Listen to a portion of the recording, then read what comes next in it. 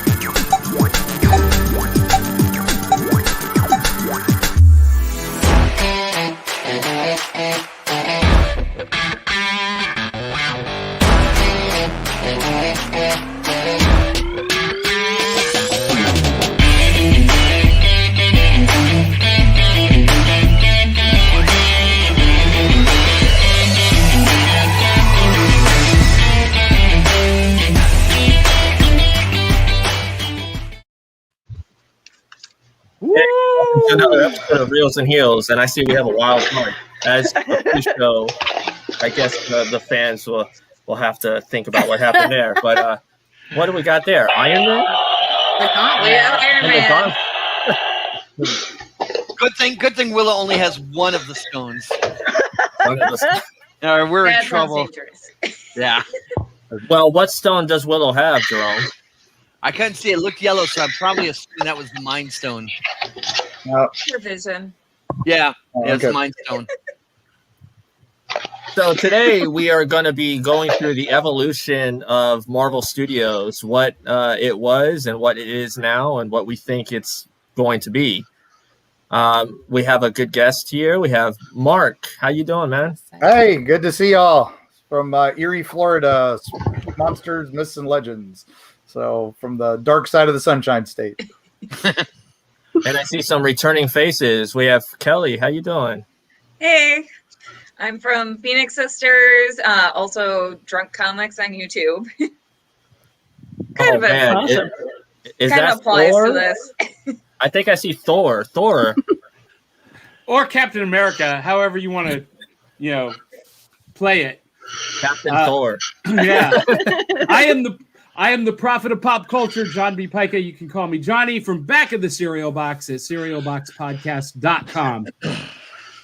Well, here's a face we haven't seen for a while. Darius, how you doing? Hey guys, Wakanda forever. And then, of course, there's Jerome. Don't sound too disappointed. So We love having you here. Jerome does an awesome show on Saturday mornings that I can't see because I'm doing my own show at the exact same time, and vice versa. And I've been hearing good things about your show. Well, we have so much crossover in terms of the nostalgia kind of thing. Okay, John, you got to watch our replay of today's show. Okay. It was the Banana Splits. Oh, I love the Banana Splits. They are a parody of a parody. Of a parody. Yes.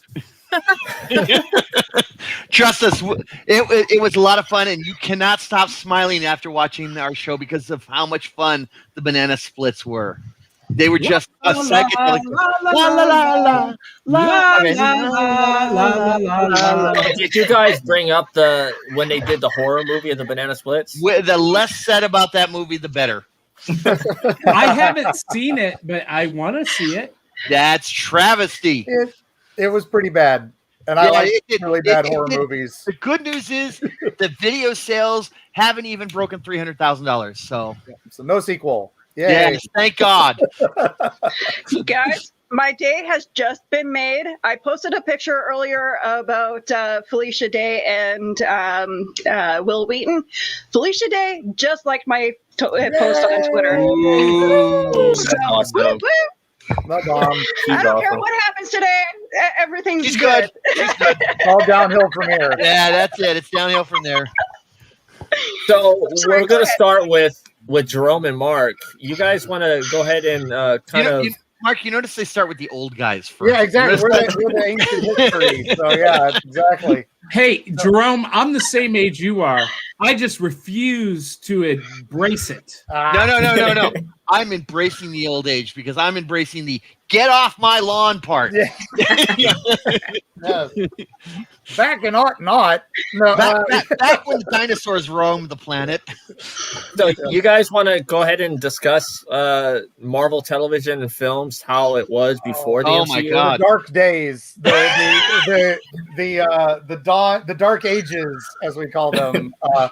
The comics were booming. The television companies wanted in. Marvel wanted some of that money, so they couldn't figure out how to do it themselves, so they wind up selling a bunch of properties to different companies all around the world for so they could buy lunch for the next week. That's true. That's actually true. Yep, that's very true. And thus we wind up with some amazing properties, and that's not even including the knockoffs. Yeah, other companies that thought, hey, this is a cool thing, let's do it. My personal favorite of those being 3 Dev Adam from Turkey. I'd never seen that one. Okay, it's available on YouTube because it's a knockoff, so it's basically public domain. It's Captain America, although he's called Sergeant America. He doesn't have the shield. He doesn't have any of his abilities. He's a special agent from America. He is sent to Istanbul to stop the crime spree of evil Spider-Man. Evil Spider-Man, who he teams up with is Mexican wrestler El Santo, the great luchador. They didn't have the rights to El Santo. They didn't have the rights to Spider-Man. They didn't have the rights to Captain America. And of course, you have the scantily clad woman who's busting out all over. Of course, Spider-Man kills like a dozen people in this in the craziest ways. He puts a tube on front of a woman's face and releases a gerbil into it, so it slowly eats her face. And Spider-Man has no abilities, no powers. He's got a gang. And every time he dies, he comes back. Like Captain America strangles him at one point, and then there's another Spider-Man laughing at him across the room. Okay, so this is like on the same level as the Turkish Star Wars film. Star Wars, this predates it by about 5 years. Same basic. There's Spidey. There you go. There's evil Spider-Man. Evil Spider-Man, and there's a bit at the end where he's where they're leaving, and the Cap's flying back to America. Santo's putting his mask on. It's somewhere Santo never takes his mask off in the Santo movies, but in this one he wears it like twice. And in this he's flying back, and he sees this other Spider-Man in a taxi, and he runs over to beat up the Spider-Man. And it's a kid wearing a mask, and he's like, "Oh, it's just, oh man, it is definitely one of those." When I was a kid, I watched that and go, "What the hell have I just seen?" You know what? I almost want to cosplay this just for the hell of it being so damn cheesy. Dude, can we just say how great that belt buckle is, though? Yes, look at that. I like it. There's one scene in it I remember as a kid just freaking out about it because Spider-Man's got his gang up on top of this mountain, and Cap and El Santo are coming up the hill to fight them. And there's this big like wigwam of sticks in the middle of the circle. And the bad guys go and they start fighting the bad guys, and then suddenly out of the sticks bursts evil Spider-Man. And I'm sitting there going, did he tell his henchmen, hey, pile these sticks on me and I'll hide here, and you organize the fight, and I'll surprise the hell out of them. Mark, dramatic entrances are important for the villain,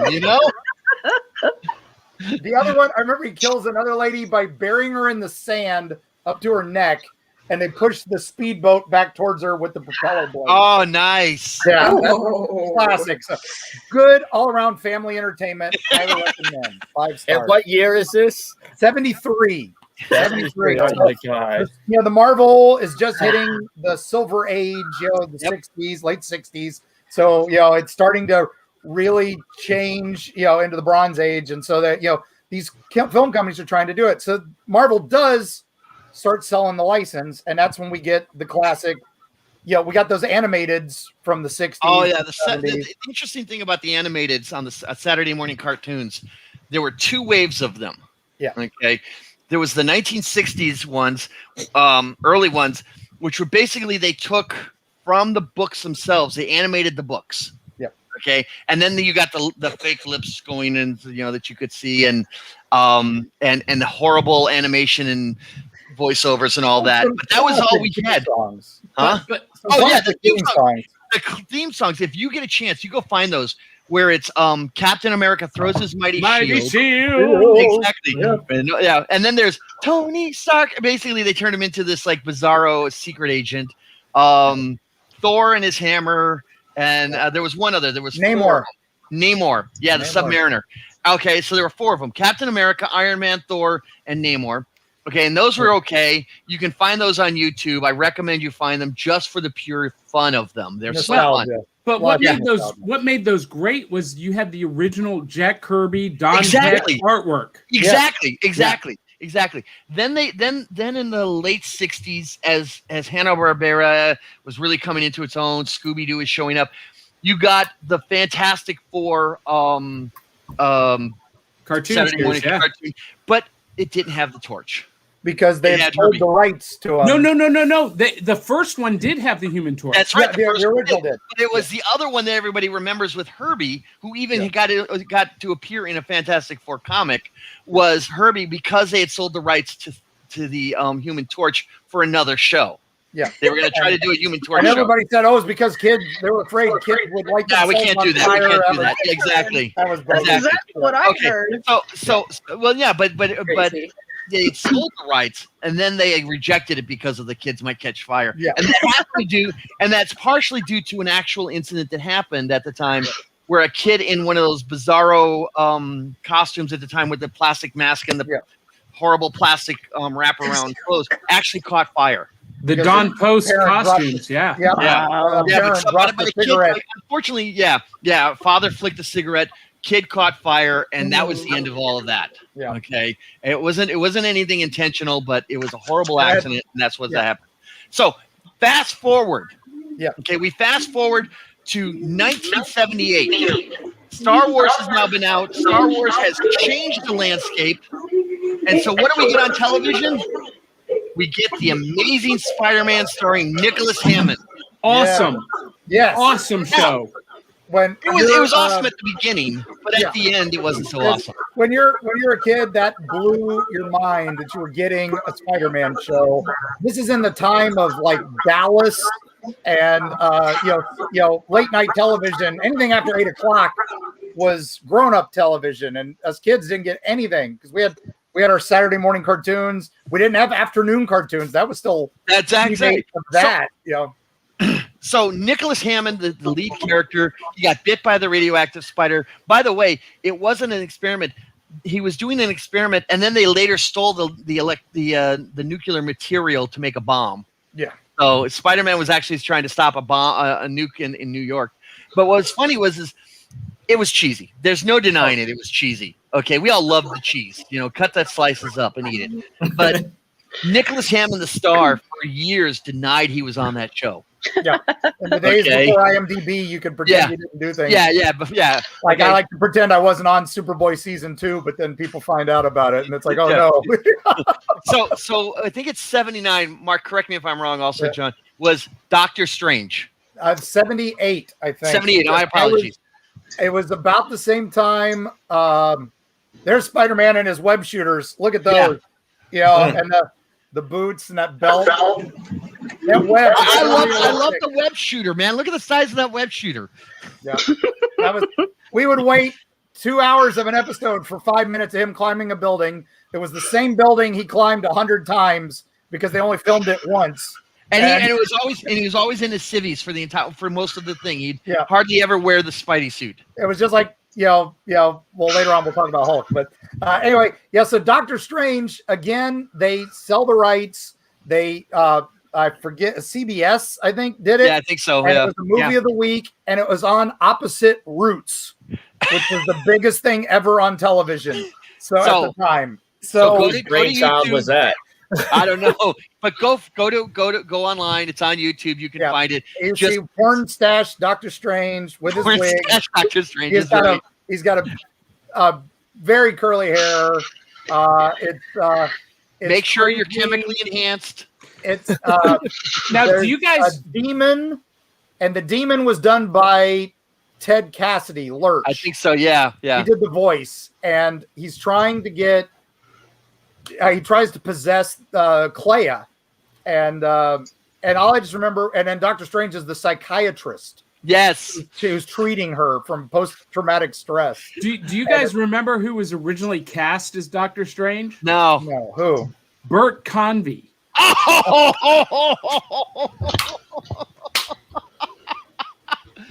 All the youngsters are going, who? Yeah, you're going to have to explain to the younger folks here, John. Bert Convy was a game show producer who also dabbled in acting. He actually, Hero at Large is one of my all-time favorite movies. And he played the publicist in this and basically played himself. You know, he was... He also did game show. He hosted game shows, too. Yes, yeah. But great... a great pop culture icon that you guys should get familiar with. Yeah, I know. 70s Doctor Strange. Willow, did I send you a photo of that? I think I sent you that. I'm pretty sure you did. Yeah. Oh, God. That one up. And the beauty of it is this is pretty much the low point, in my opinion, of the Marvel stuff. There you go. Porn hair, porn stash. I mean, it was just, Look at those effects.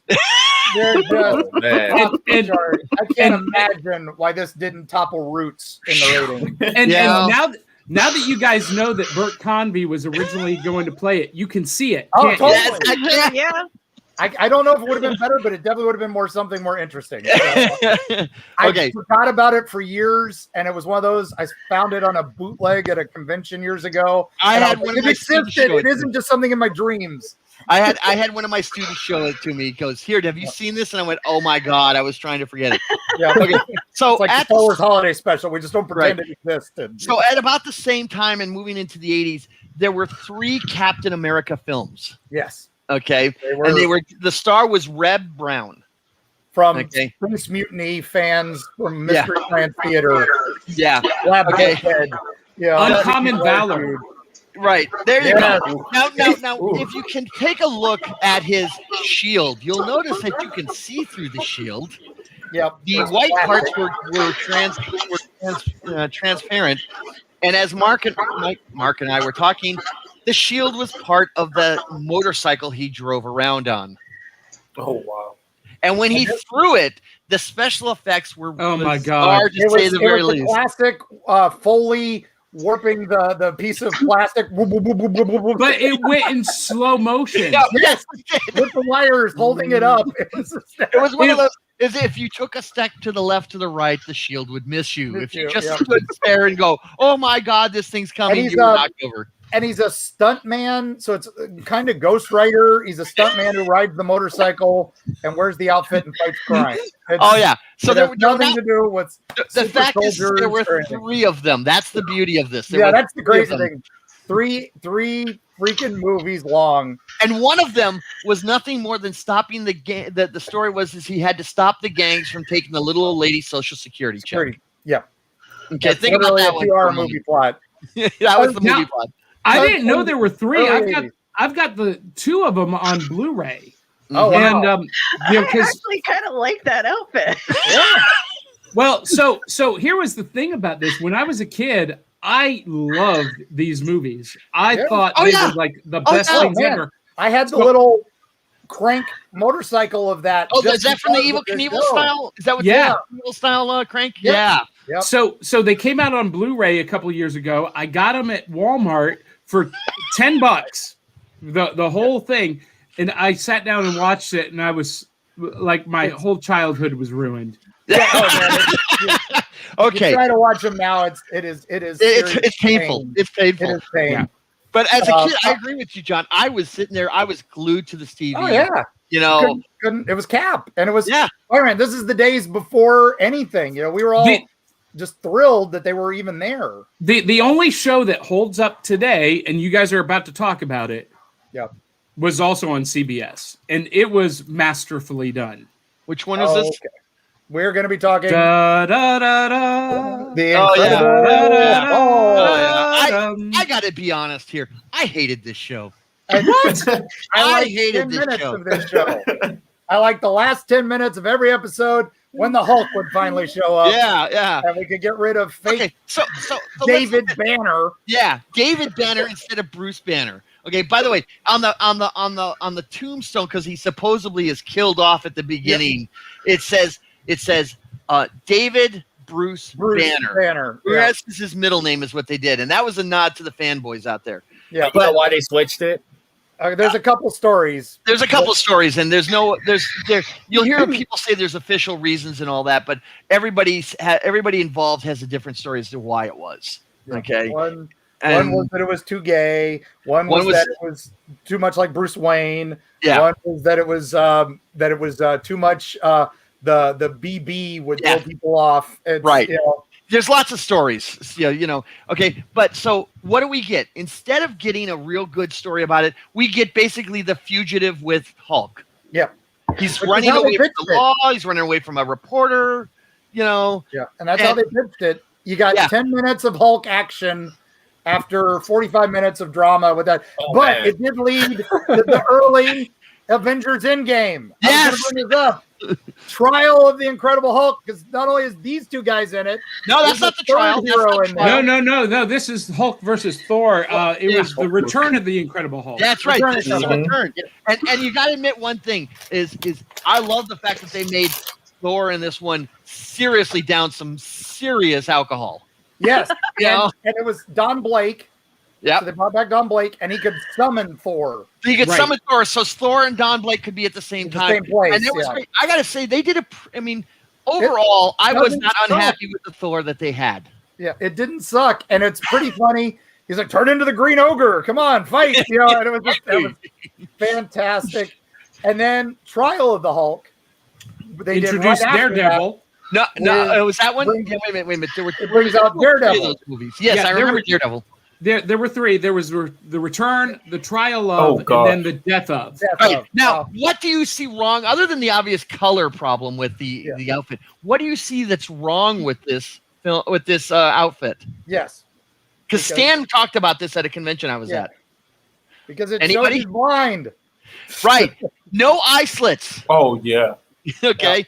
And Stan went up to the producers and asked them about this, and they go, "Well, he's blind. He won't need it." And he goes, "Yes, but now you've told his enemies that he's blind." No, they'd never notice. Well, but they based this costume design off of the Frank Miller run. Yep. Right. At the time. Yeah. And but also, the big thing about this is that this was Stan's first cameo. Yes.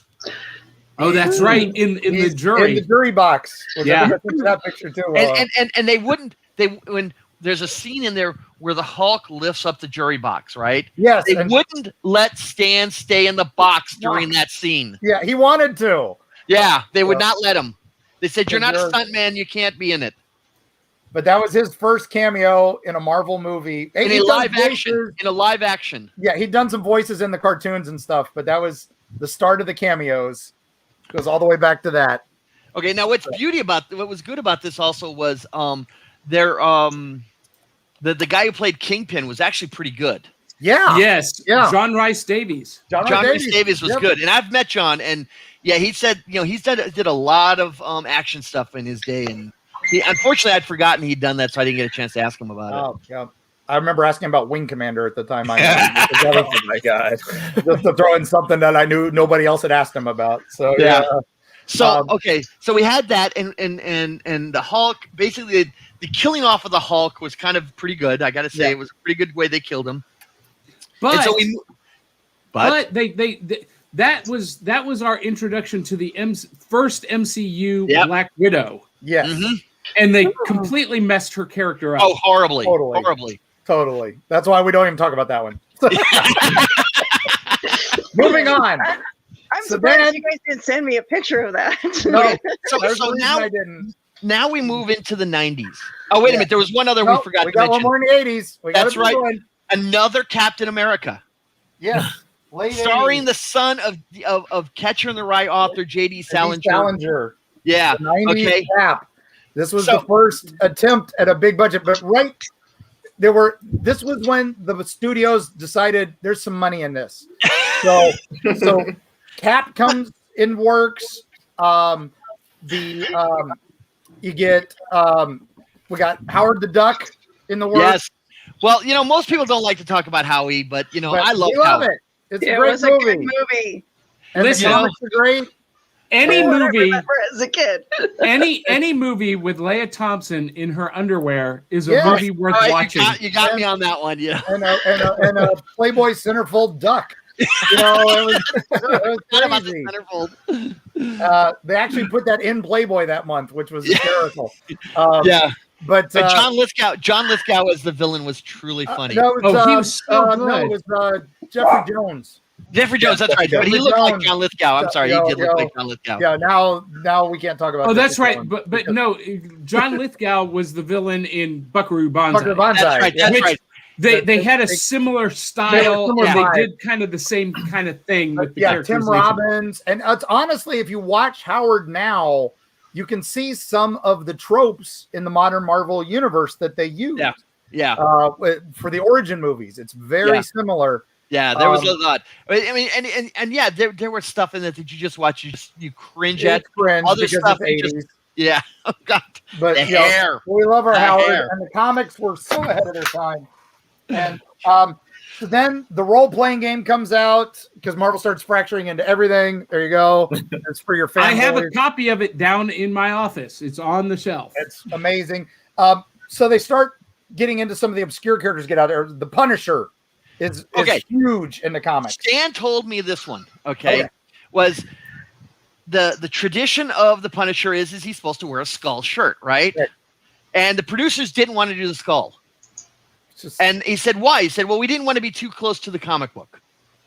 Yeah, because he didn't think they would recognize it. Yeah. Exactly. And he's like, then why did you buy the rights? And they said, well, we thought it was a cool character.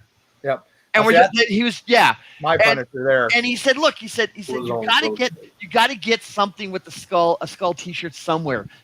His kid's favorite shirt, whatever. And they were adamant that they were not going to do this. And it wound up going straight to video. Okay, where did he drive the motorcycle most of the time? In the underground sewers. Sewers, yeah. Instead of driving on street corners and whatever. Yeah. No, the Punisher basically went around town through the sewer system. Yep. And it was horrible. Now, do you know I never saw that Punisher movie because I hate the Punisher character to begin with. Yep. So I never saw that movie. But I've got to know, Dolph Lundgren played the Punisher. Did he ever say, I will break you? No. He does have the accent. That would have made it worth watching. He has the accent that's pretty terrible. And he tries to hide it, and it doesn't work. It doesn't work. No. The action he did get the character down. Yes. The character was almost perfect. Yeah, well, it still holds up a little bit. It holds up, but there was also a lot wrong with it also. Yeah, and so they take it back to the drawing board. And that was a budgetary issue. You could see that it was a budget issue why they were doing what they were doing. And that's why I went straight to video. But it became a hit on video. Would you say that was the first non-MCU film that had an Academy Award actor in it? Oh yeah, Louis Gossett Jr. I think is in there. Yeah, but hang on a second. I think in that Cap, I think the Cap had somebody in it too. Yeah, the Red Skull was the Italian actor whose name I can't remember. And Ned Beatty. Ned Beatty was in. Ned Beatty was in it. There you go. Yeah, and Ned Beatty. Yep. Yeah, in the Captain America movie, that '90s one, with Salinger's son, the president's the hero, and Cap shows up like twice in the whole movie. Yeah, and he's like all scared. He like runs away in that Cap movie. So then we get into the second Punisher's on the way. Blade is in the works. And who knew that was going to be? Yeah, but before that, there was the '90s, which was syndication. Yes, the world was syndicated, and that's where you got what was it? Gen X, Gen X, Mutant X.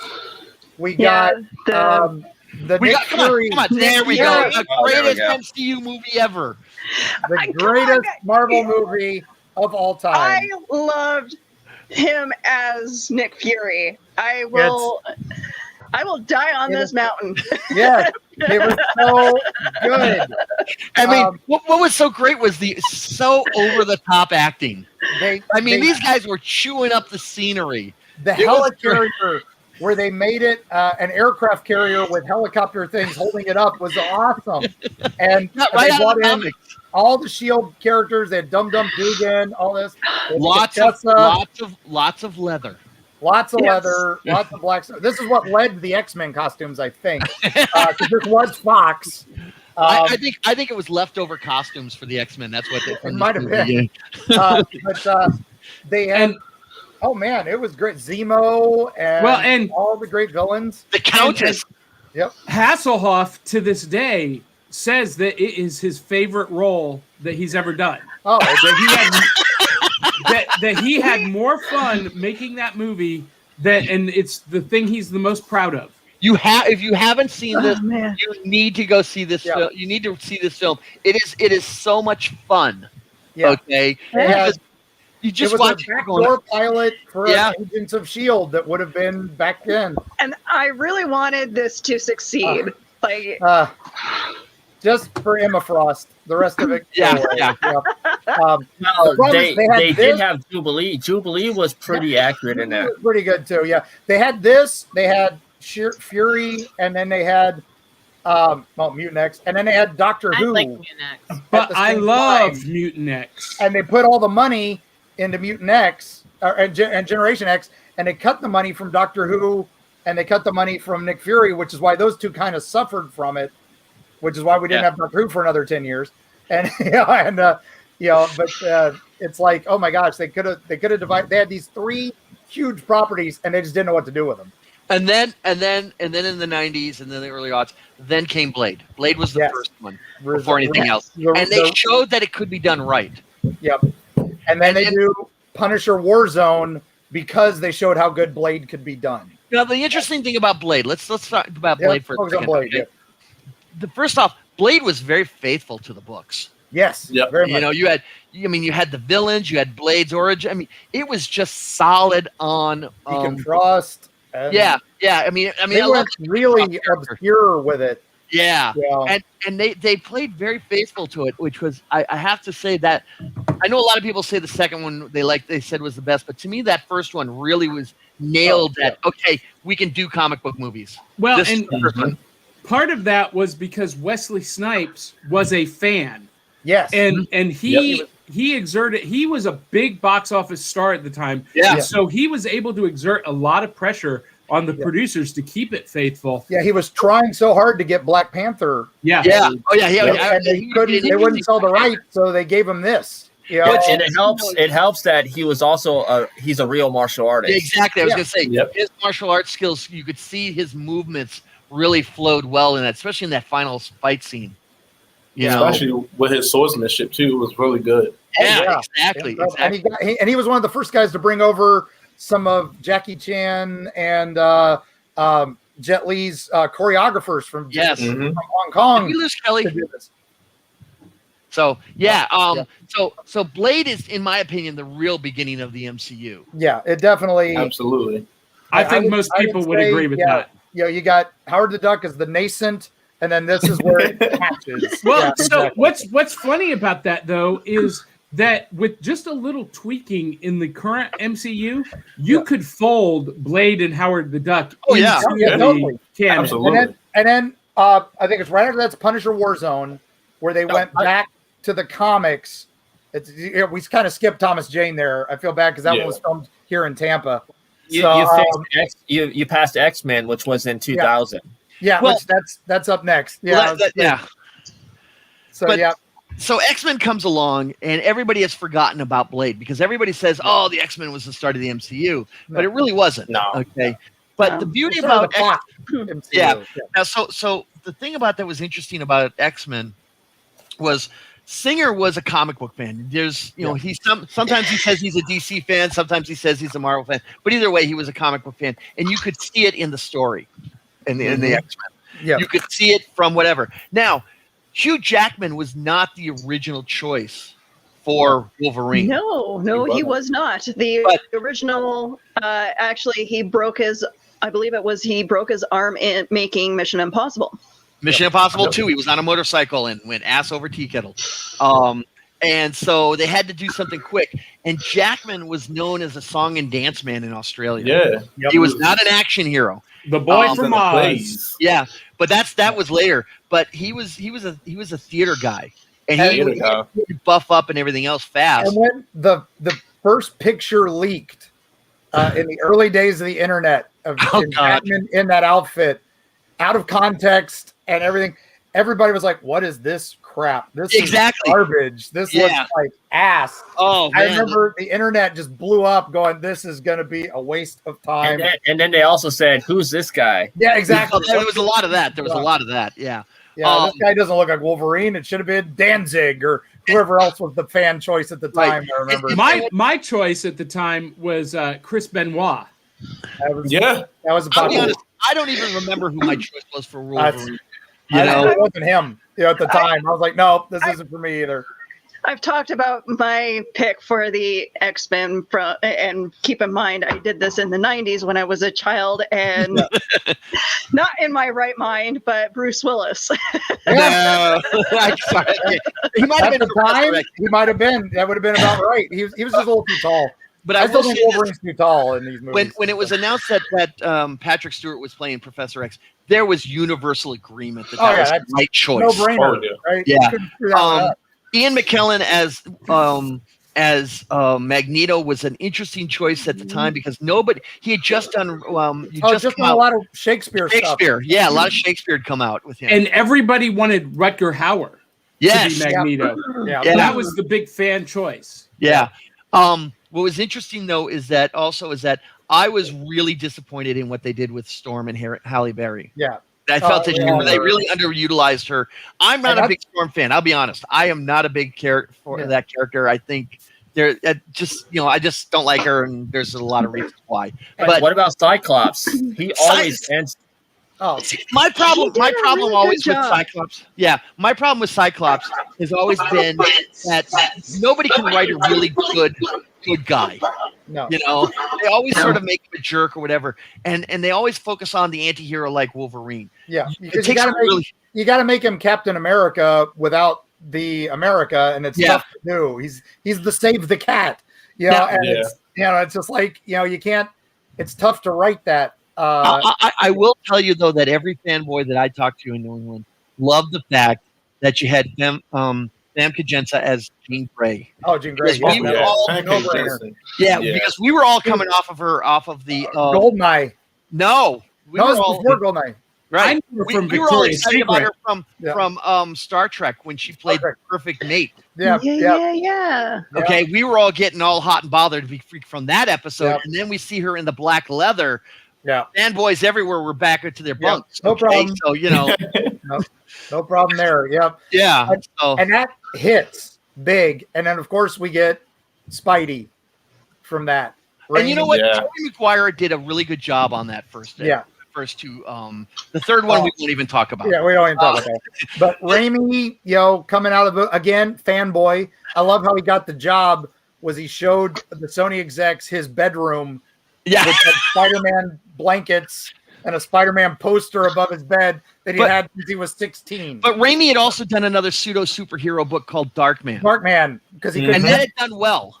He wanted to do the Shadow, couldn't get the rights to the Shadow, right? And did this. Now, here's the thing, guys. Go find the original teaser trailer for Spider-Man. Yeah. It got pulled from the world after 9/11. Yep. Okay. The two towers. Yep. It had the two towers, and this was the teaser trailer that got everyone excited about Spider-Man, and it was in the theaters for about 2 months, and then 9/11 hit, and it got yanked so fast your head spun. Okay. I have the French poster because that was the only poster that was still out there. So I have that poster. Right, but the trailer, you can find the trailer on YouTube, and it's worth it because it's a damn good teaser trailer. Yep. It did show nothing. I think that trailer is actually on the Blu-ray. It may be, but I know. Yeah, they've relented, and I think there's a little note at the beginning. Some people might find this sensitive and all that. But okay, so Toby does that.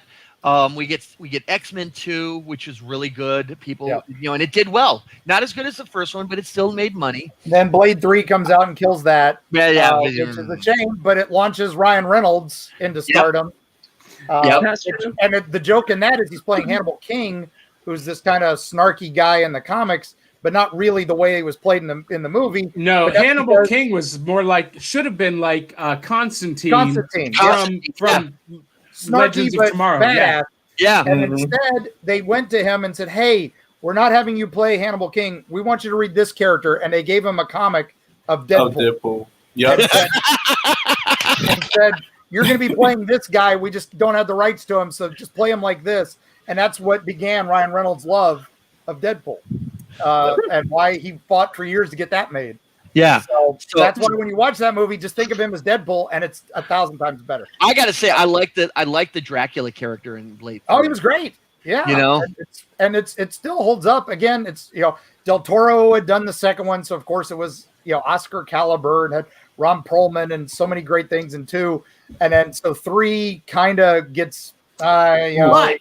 We don't talk about Trinity. Oh, any movie with Jessica Biel is worth watching. No. Look, if Jessica Biel basically, the whole point with Jessica Biel is just turn off the volume.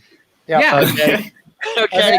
She can't act her way out of a wet paper bag. I'm telling you. And then because of X-Men and all this stuff, they decide, all right, well, we're going to do Daredevil now. Oh, God. I like Daredevil. No, you did not. Yes, I did. You know why I like Daredevil?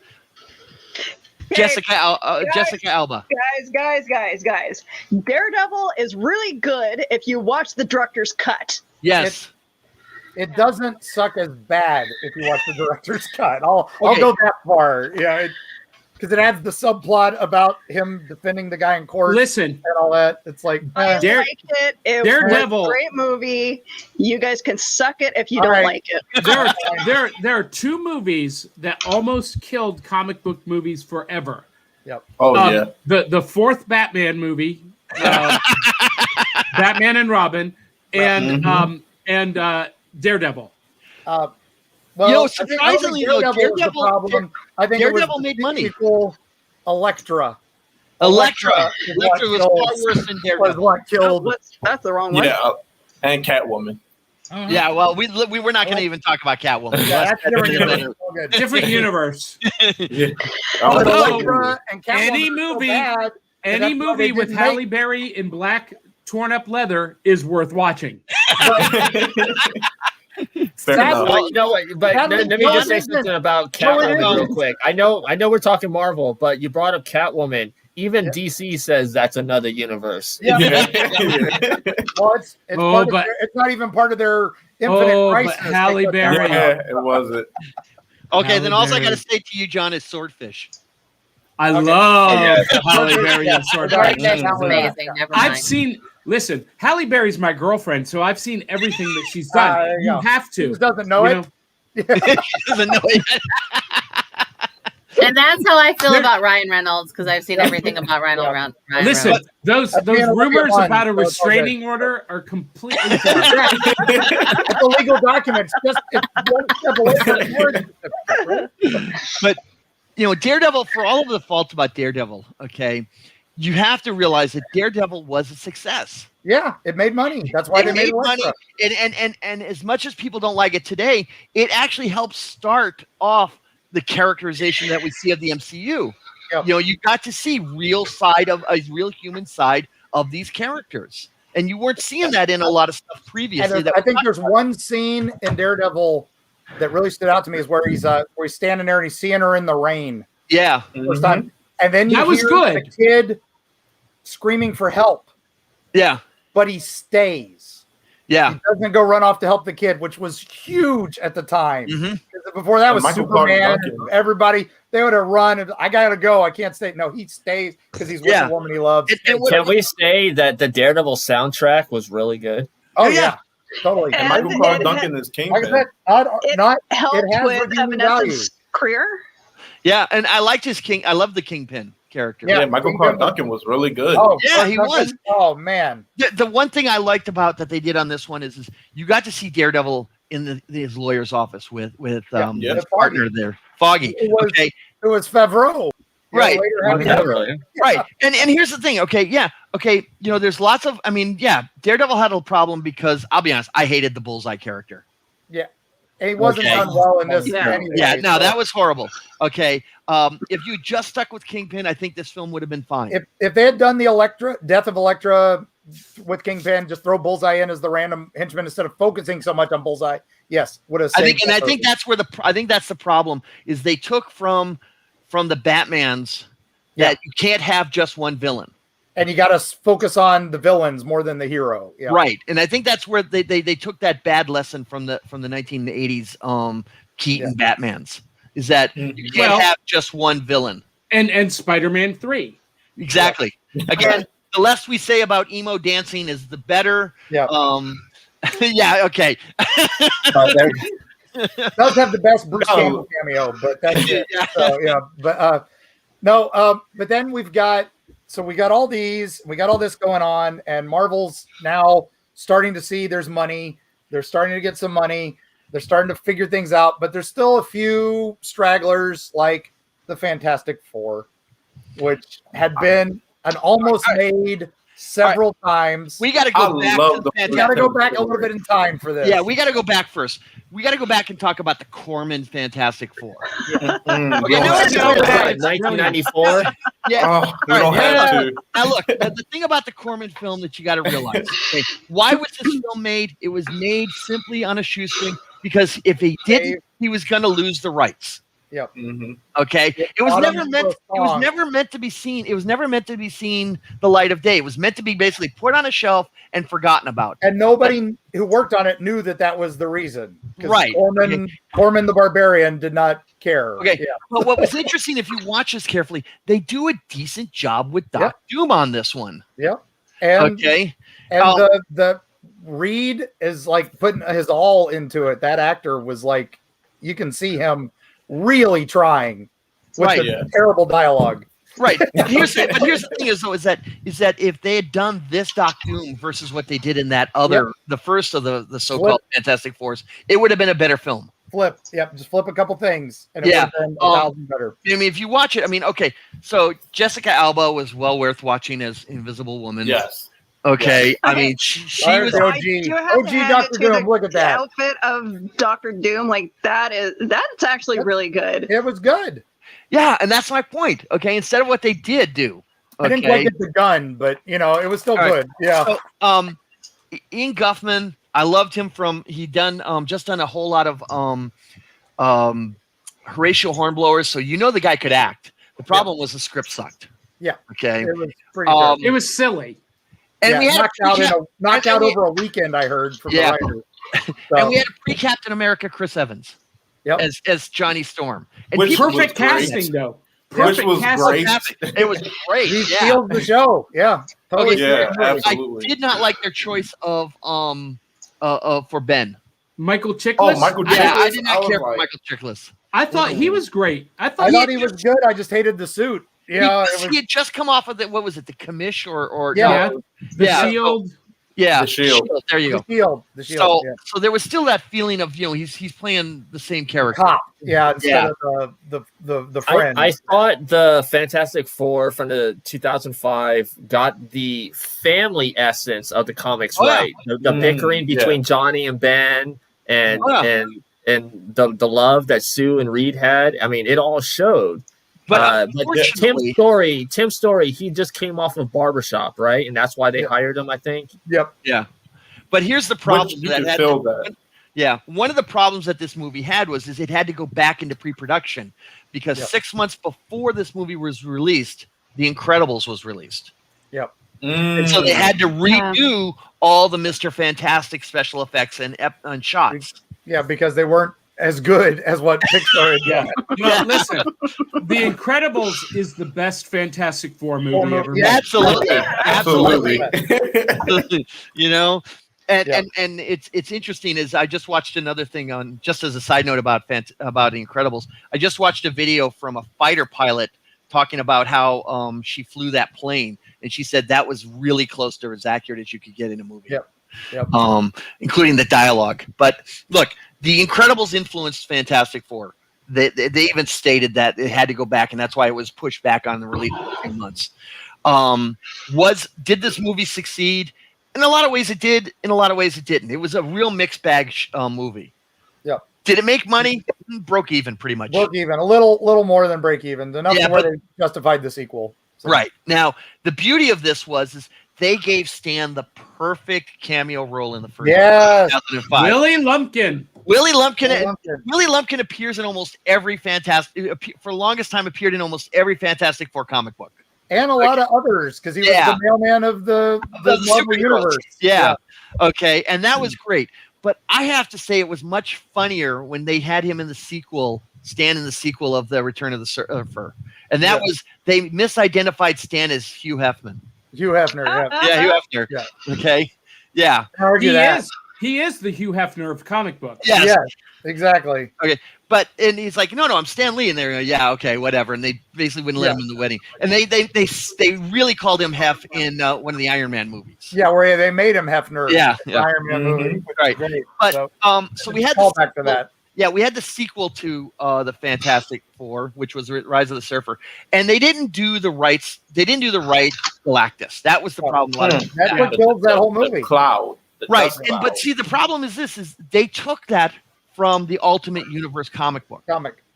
Which was big at the time. Right, exactly.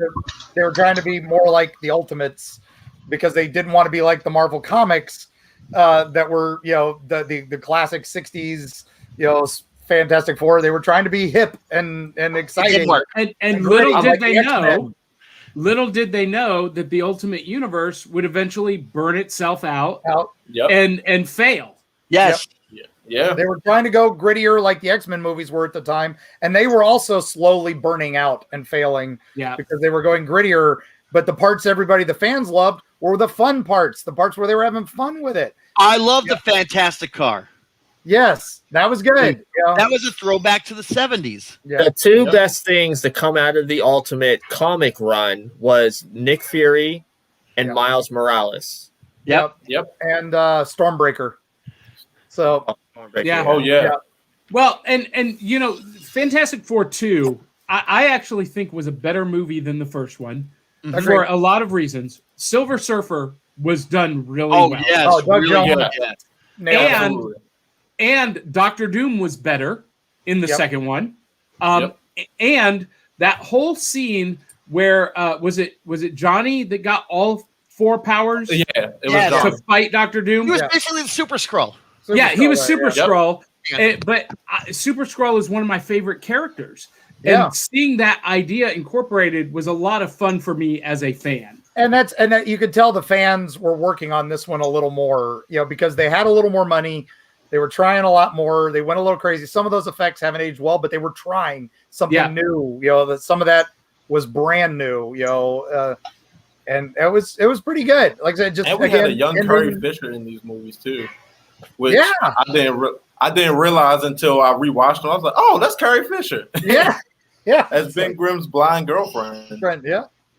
So crazy stuff. Yeah, there was they brought in a lot from the comics, the obscure characters and stuff like that, and that's where you start seeing, okay, they're building a cinematic universe. It just failed. It collapsed on itself, and then we get to what you guys are here to talk about, because that's what happens. Is 2008, Marvel decides to try their own thing. Year. So let me just ask you real quick. The Ang Lee Hulk. You guys didn't mention that one. We don't talk about that. No, we don't talk about that. I mean, I love Jennifer Connelly, but that was such a horrible casting. It was horrible casting. Yep. Horrible casting. And listen, Nick Nolte as the Absorbing Man, as Bruce Banner's dad, made zero sense. Yeah, it made zero sense. They threw out everything. Ang Lee, who had just come off of Crouching Tiger, Hidden Dragon, and which was awesome. And Ang Lee is a great director, but he didn't know the comics. He didn't know anything about it.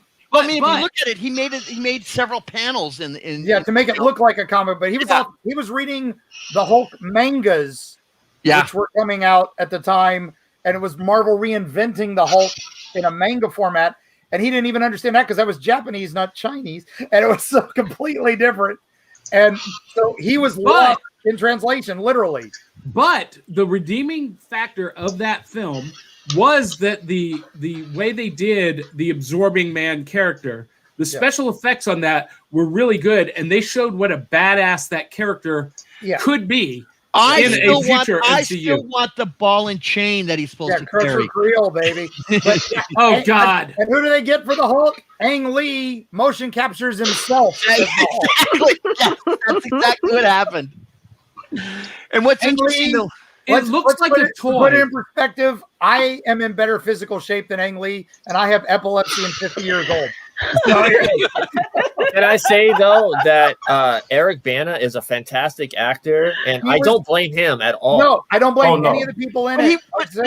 He was so wooden in this. Yeah, he had such a horrible script. And I think that goes. And nothing against Ang Lee. I think Ang Lee is an amazing director. He just didn't understand English very well. Didn't understand the script, didn't understand what was going on. Here's the other question I have. Didn't know how to direct it. He didn't know how to direct these people. How much was studio involvement though? Also 90%. Exactly, and that's another problem. Okay, and this is Universal going back saying, "Hey, we own the rights to this TV show we did in the '70s. Let's make this because Spider-Man made $400 billion." On the plus side about this one was one of the great Stan cameos. Yes. Him and Lou Ferrigno. Lou and Ferrigno and him were basically college cops. Yeah. And they go, I don't think it worked hysterical. There were, like I said, again, brilliant moments. The whole bit with the smashing the things together to do the slap and all that. Fight scene in the desert where he's ripping apart the tanks. That's right out of the comics. I had no problem with that. But the character, I just thought it was too nuanced for a Hulk movie. Yeah, like they were going. he was trying to make an Oscar-winning. Yeah, it was so slow and slowly paced. And you didn't like the close-ups of the lichen growing on the rock? That was the plot. Then the what was it? The starfish. The nuclear, like the dogs. A few more that kind of skirt around there. There was the Sci-Fi Channel's Man Thing, which if you want to bring back, I actually saw that. I've never seen it. Oh my gosh! I was working on Swamp Thing at the time, the TV show, and we heard that they were doing this, and Swamp Thing ended very quickly. But this took years to get off the ground. It was done horror. It was done straight to Sci-Fi Channel. Oh my God, it's terrible. The only thing that could have saved it is if Howard had showed up like he had in the original comics where Howard first appeared in. Listen, we need an MC movie that is Howard the Duck, Man Thing, buddy cop kind of movie. Yeah, in the Florida Everglades. It's got to be in the Florida Everglades. The Well of Souls from opening up and sending everything into the universe. Yes. And Brother Voodoo in there, and we're done. Sold. And what's the girl? Jennifer Hale? Is that her name? Oh, I don't remember. Was Beverly was the Howard's girlfriend, but I would love to see if they did do Howard the Duck. They got to bring back my favorite villain, Hell Cow. Oh yes, who was a cow bit by Dracula because he was hungry one night. So now the cow has a cape and can fly and is a vampire cow. And I love this crossover with Blade, where Howard and Blade had to fight it, and it was just now that's that would be gold. Why does this sound like a movie pitch? It's not a movie, right? Well, so here's Disney Plus, get on it. Here's the interesting thing about that. So departing for just a second to the current run of the Avengers, written by Jason Aaron, Blade and an offspring, a sproutling from Man Thing, are partners. The boy thing, he sits on Blade's shoulder. Yeah, baby. And Groot. It's really cool what they're doing with it. But that's funny. That is just I'll be honest. Hell Cow was just there were so many great villains in Howard the Duck that they would all make cinematic gold. The giant cookie from Hershey, Pennsylvania. There's just gold, man. That would all be good. I have to say Hitler's dentist. When Man Thing came out, it completely flew by my radar. Yeah, I didn't know that they did a Man Thing movie series, whatever it was. Terrible. And again, if you weren't watching Sci-Fi Channel on the right day, you missed it. So. And kind of like everything from Sci-Fi Channel. It's kind of like Hellstrom on Hulu. If you weren't there that week it aired, forget it. It doesn't exist. And that's the thing is that they tried a number of things, and then suddenly we get the rumor mills start going. You start hearing things. They're making an Iron Man film. What? Why are they making an Iron Man film? There's better characters. Nobody cares about Iron Man. Yeah, nobody cares. Iron Man, come on. There's better characters. I couldn't wait. The cartoon from the 90s was amazing, okay? It was amazing. That was how they started it. But briefcase armor? Come on. Yeah, all right. And that was it. Is everybody was thinking this was we're going to do the 60s and whatever. And then we hear it's Robert Downey Jr. And I was on board. So there was a lot of concern because look at the history that he had in the 90s. This guy that's why I was on board. But he was a notorious drug user, and there was concerned that he was going to basically be trashed all the time, and it was going to be horrible because of what we'd had before. There was a lot of real concern in the fan community. Definitely. And what kind of budget are we getting? This is exactly that was the other thing. $100 million. The thing with Robert Downey Jr. being cast, I was all on board for it because he had the problems with exactly, and he was Tony Stark. Right, and when a lot of people started bringing that up, the fan community calmed down and started looking at it more realistic and said, this might actually work. Yep. Because of the Demon in a Bottle, which we talked about earlier, John. In the pre-show here, is that Tony's an alcoholic. And you've got a known alcoholic drug user playing an alcoholic character, which I really wish they had played that up. I love that whole thing. I really wish that they had done Demon in a Bottle as one of the 3 Iron Man movies. That was supposed to be 2 before the writer's strike. Iron Man 2, they kind of touched on it. That was what they were gonna do, but then the writer's strike, they had to cut it. Also, the studio didn't really want to do Demon in a Bottle. Yeah. Okay, but I mean, when with Demon in a Bottle, with that, the fan community just calmed down. Their big concern was like you said, Darius, armor in a suitcase. It's going to be paper thin. It's going to look horrible. There was serious concern about it. There was concern about the supporting characters. Happy, Pepper. Who's going to be the villain? Okay, everybody wanted it to be the real Mandarin, not what we got in Iron Man 2. They wanted the real Mandarin, okay, with the rings. Ebadiah Stane as the villain. Got to be honest, everybody was kind of, unless you knew the books, nobody knew who Ebadiah Stane was. Yeah. Okay, if you read the books, then you knew it. They knew who Jeff Bridges was. Well, yeah, but Jeff Bridges, man, Starman.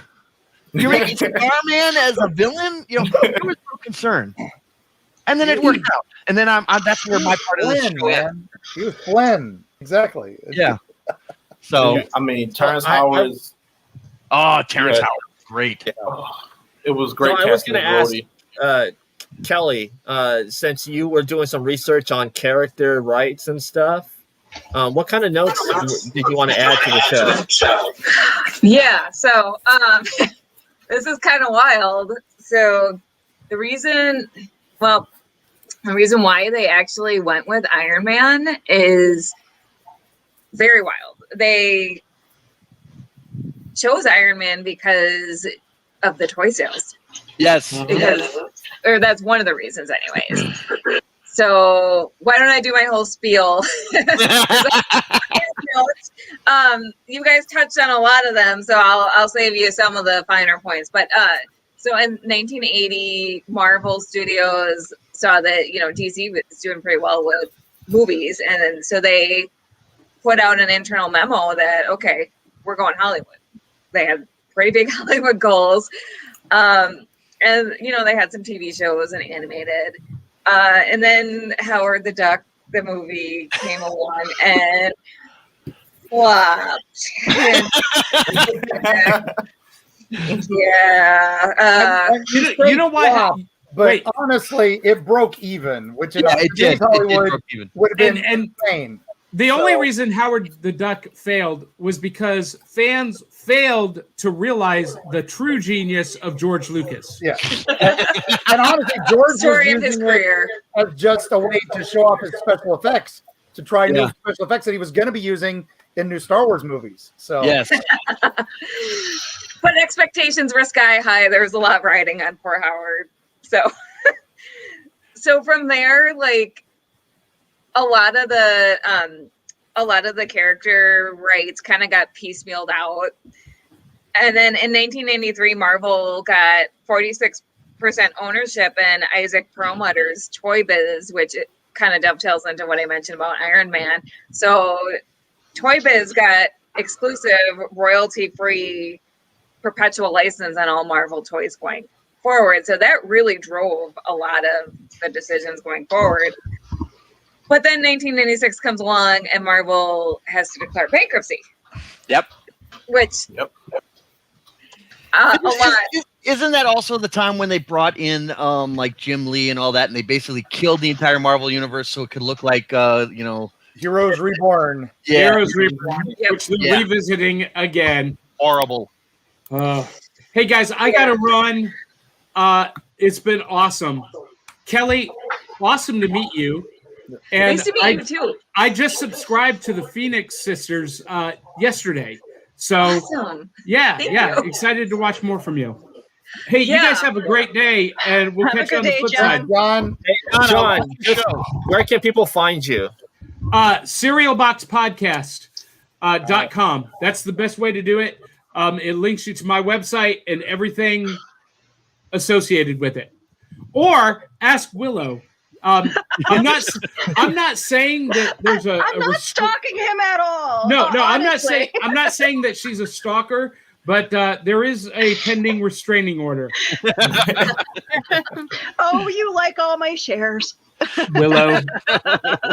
You can stalk me anytime you want. Nice meeting See you guys. John. Same here. See you, John. Bye, John. Yeah. Adding that to my bank. Your list of restraining orders. She's just gonna wallpaper her house with them, you know. I am not like Sheldon at all. Right, you have more than 4, so okay. No, we are Sheldon. So in 96, Marvel's bankrupt and basically twiddling their thumbs, I take it. Isn't it Arad who bought them out? Yep. So interestingly, A.V. Arad had come on in 93. And so when the bankruptcy comes along, he really like kind of pushed the value of the characters and got more money for them. He's like, hey, Spider-Man's worth this much. X-Men are worth this much. And like, he really helps companies see the value of them. Are you aware at this time also that guys like Jim Shooter and all the other chief editors and a lot of the creators were all trying to raise capital so that they could buy Marvel? Yep. They were kind of trying to run it into the ground themselves to buy it themselves. Yeah. Yeah.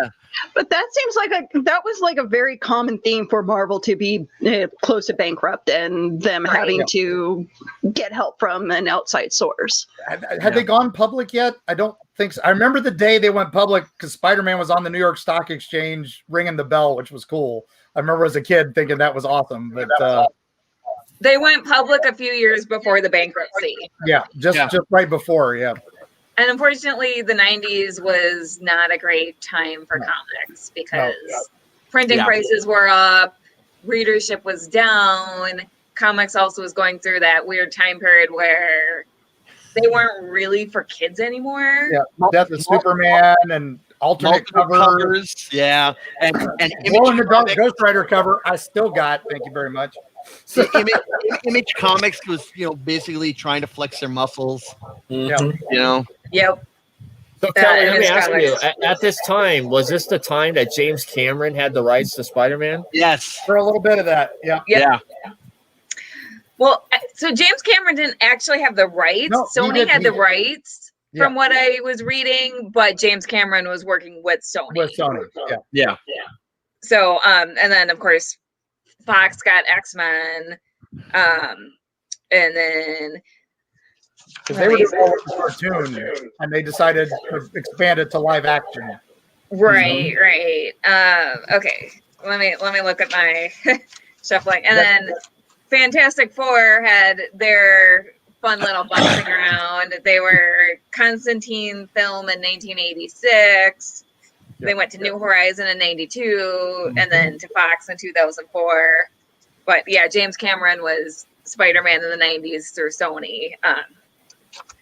And so then in 2003, David Maisel comes along, and he's looking at Marvel. And at this point, you know, X-Men's done well, Blade's done well. David Maisel's like, well, we're not getting enough money from these. Like, they sold off X-Men for a flat rate.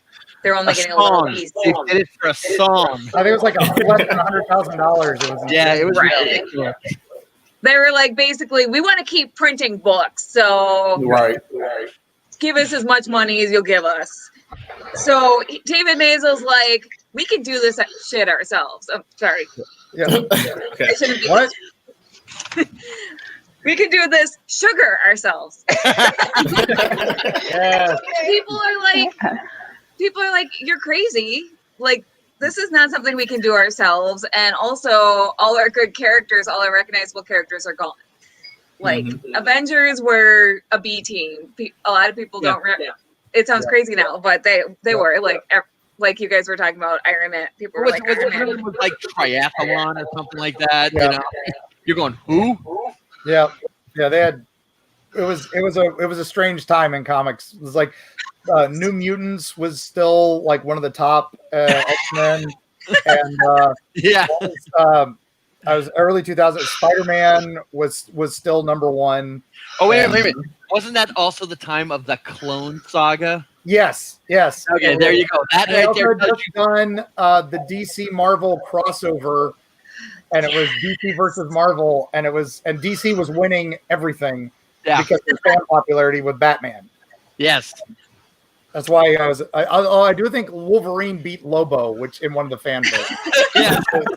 Wait, okay, sure, but yeah, Hulk beat Superman. Superman beat Hulk, and it was a bunch. And Shazam beat Thor, and Wonder Woman beat Storm. It was a crazy. Marvel was not on top at this point. They kind of were, but they kind of weren't. Yeah. So, in your notes, Kelly, did you see when Kevin Feige entered into this? Because he did work on, like I said, 13 Marvel films before Iron Man. So he had come in around the early 2000s into like Marvel proper. But yeah, he had worked on the earlier films. And so he was working with David Maisel. And so their idea for how to raise funding was kind of wild. They went to financial backers and presented this, and they were like, okay, we're gonna raise this capital for these movies. We're gonna put these characters up, and if the first 4 movies fail, you get the rights to the other characters. Yeah, it was bargaining. They were bargaining.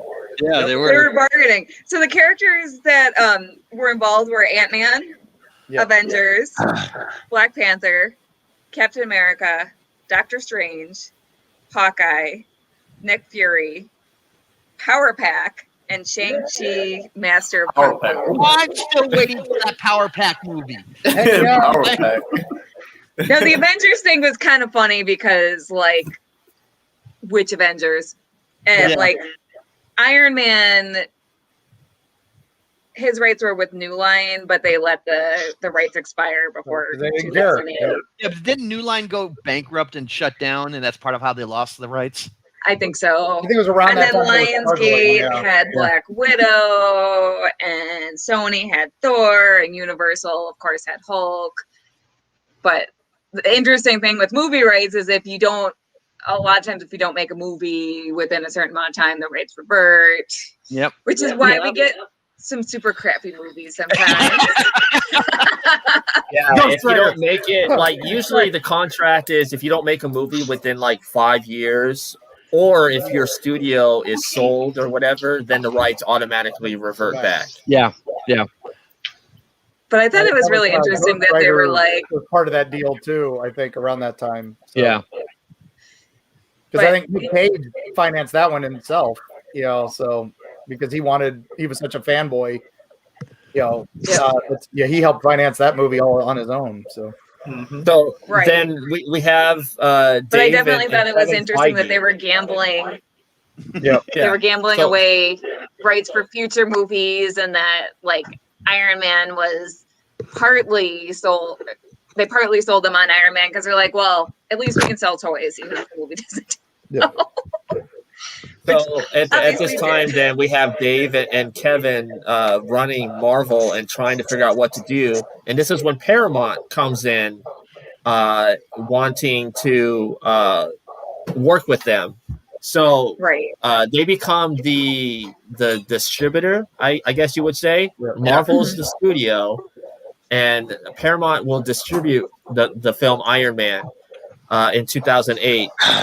So Kevin Feige wanted Jon Favreau based on a film Favreau had done years prior, and wanted to give him a chance to work on a big budget film. Favreau fought for Robert Downey Jr., who at the time, Hollywood, nobody wanted to insure him. That's right. They gave up. And Favreau said he would not do the movie if Robert Downey Jr. was not attached. Yep. Huh. Yeah. And he was a big advocate for why. But you not only. Yeah. Well, yeah. No, go ahead. No, I was going to say something about the film, but go ahead. You were talking about. No, I was just saying that's the reason why a lot of the times where you'll see a lot of directors like go after certain actors for a role because they just know they're fit for the role. So it's just like it's good to know that Favreau really stuck his neck out for RDJ. Yeah. Yep. And Kevin Feige fought hard too. He wanted Robert Downey Jr. Yeah. Yep. The problem is that industry was looking at this when this movie was announced, and there was low expectations. The bar was set really low on this film. I was at San Diego Comic-Con when this film was announced, and that was in 2007. Nice. 2007, San Diego Comic-Con. Kevin Feige, who a lot of people didn't really know at the time, now everybody knows him, comes out, baseball cap like he always does, and he is at the Marvel booth, and they have a statue, and they unveil the statue, and it's the Iron Man suit from the movie. Right. Yeah. And while the fanboys may have liked it, industry, where it really matters, where the money is, for that, they had low expectations. Yeah, they were like, They're like, if you make even, okay, maybe. But the industry did not expect this film to do well.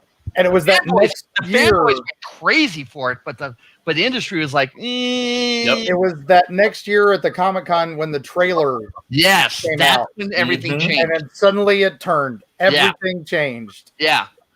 And that shows the point of a good trailer. Yep. But yeah, and it continues to amaze me is that what is this, like almost $1 trillion set of movies now, 20 movies, 21 movies, that when you go back and look in 2007, people are going, God, man, Marvel again? Come on, let's go back to DC. At least they make money, that Ghost Rider movie sucked. Come on. Yeah. Oh boy, the less said about that, the better. Yeah. I think it's interesting though because Marvel getting rid of or selling off their most recognizable characters, I think, worked in their favor because DC even now leans so heavily on Superman and Batman, and that's I think why they are floundering. Is because they always own the characters. That's what I don't understand. Yeah. They can't. If you can't make a good Jonah Hex movie, what's wrong with you? that crap sells itself, man. That should have been awesome. Like fighting zombies in the Civil War, I'm down. And you screw that up? Come on. How is it? Oh my gosh, it writes itself. I liked Ghost Rider. Oh, go ahead. Okay, I like the first one. Yeah, I like the first one. I'm talking about the second one at that point. Right, yeah. Avengers. Yeah, but I think Blade 3, X-Men 3, they were all downhill at that point. Fantastic Four 2, everything was like, all right, we don't care about Iron Man. Yeah. Well, And the then thing is with these characters that have had multiple movies is people come with the baggage of they already have a version that they love. Yeah. And especially with the more well-known characters, they have a version that's set in their mind as this is the ultimate version, so you're never going to make them happy. Whereas with like Iron Man, they go in with no expectations, and this is going to be their most loved version because they knocked it out of the park, and they told a good story, but they also had the freedom to do that. And I think that was really good, because if they had magically gotten the rights to Spider-Man, the Tobey Maguire movies were already out there and people already love those, for better or for worse, like whatever your feelings on those. People already love those. If they had started the MCU with Spider-Man, I don't think the MCU would be where it is today. And Favreau had the genius to cast himself as Happy Hogan so that he would be employed and get points on every movie from then to eternity. Yes. Yeah. So we have Paramount release Iron Man in May of 2008. It went crazy. It was like the #1 film that weekend. A film of a character that only had comics, toys, and cartoons. Yep. Well, and also was close to dying off as a character a number of times throughout the history. Yeah. I mean, I think what attracted the people was Academy Award winning actor Robert Downey Jr. because they wanted to see if he was going to fail or if he was going to succeed. They wanted to drop an icy on a kid like he did in Weird Science. That's all I want. The only other person I can see playing Iron Man as well as Robert Downey Jr. would have been Charlie Sheen had he, straightened out his life around that time. But also the fact you also got to realize about Iron Man is the special effects were up to the job. There's a Stan Winston studio. Yeah, because I mean, if you didn't get the special effects right, this film is going to go. It's basically going to be back to Spider-Man in the. And this is Winston's last one he did personally, right? Yeah, he built the suit. That was it. And then he was done. And the suit and the suit was good. Okay, you looked at that suit and you went, "So good." Yeah, I could see that suit being on somebody. I mean, not going to fly and all that, but you looked at that suit and you went, "That looks like something out of the books." And then some of us were like, "Why is Jarvis a computer voice? And why is this?" But that's the fanboys in us going, well, that's kind of cool. It's a neat way to do it, and all this. We know that would be the most popular show on television right now. I'm an Iron Man from back in the 60s. Yeah. Okay. And the origin is Tony Stark is in Vietnam when this happens. Yeah. And now we're in Afghanistan. And I looked at it and went, I could live with this. That's totally good. Yep. That's like updating the Punisher to Afghanistan too. No problem. Yeah. Yep. But the effects, if you did not get those effects, the repulsors, the flying, whatever, you didn't get those right, that movie was done. Yep. Yeah. The whole Unibeam and everything was just freaking insane. Of course, you bring in Iron Hunger, which was dumb, but the rest of it was great. So this also introduced people to what in the film industry is known as a tag or an end stinger when Nick Fury shows up. Favreau again just insisted on doing it and Feige agreed that they thought it was a good idea because he had a 5-year plan. Yeah, and I think Jackson did it for like nothing. Yeah, like it wasn't even scale, wasn't it? Scale, scale in 1 point. Or not even a point. It was like, it made him billions, so he's fine. Yeah, and they did that scene. They filmed that scene. I want to say just a few weeks before the movie premiered. Actually, yeah, really that became the running gag of those Marvel tags, is they would film them like after they'd finished the edit and they were ready to go. Which explains the Avengers. Swama, the scene filmed after the premiere. Which was great because they were just all together like, hey, we're gonna go film this quick. Didn't Chris Evans have like a big stash or something? That's why he had a beard. That's why he had to go like this. Yeah. We lost Kelly again. Probably needed to use the bathroom. He had a beard in that shawarma scene at the end of Avengers. That's why when they're eating, he's covering his face. He's leaning like he's tired, but he's actually hiding. Yeah. He's hiding his beard. If only they thought about the Snyder cut, they could have just CGI'd it out. That's so infamous. Yeah. So Kevin Feige knew he was going to the Avengers. Nobody else knew. But at that end scene when Nick Fury says, "I want to talk to you about the Avengers initiative," like the whole theater exploded. Well, not only that, but also though the fanboy community immediately started debating who's going to be an Avenger. Yeah, who's next? Because originally Captain America was not an original Avenger. No, and then and they talk about Thor was just starting to be talked about at that point because they would already announced that they were filming that next.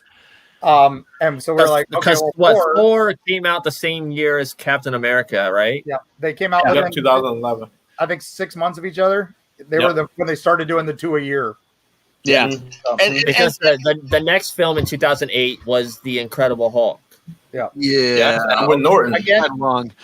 Sadly went straight to video, which actually I really love that Hulk. The only good thing about that Hulk was General Ross. Yeah. That's the only thing they've kept. Well, yeah. I love what's his name is because they're bringing him back as Abomination. Tim Roth. Tim Roth. Yeah. Good Abomination. Yeah. Does that mean we get the Rhino also soon? That would be great. You know, Paul Giamatti. Yeah. Oh my God.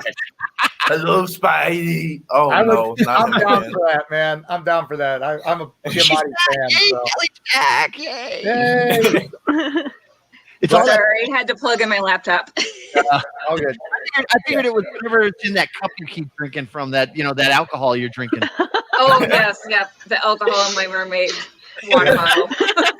So the that only way Edward that you can Norton, tolerate us. that Edward Norton Hulk, it didn't do as well as Iron Man, but it did decent. They didn't even release it in theaters. They went straight to video with it. No, it was in theaters. It was in theaters. It was a limited run.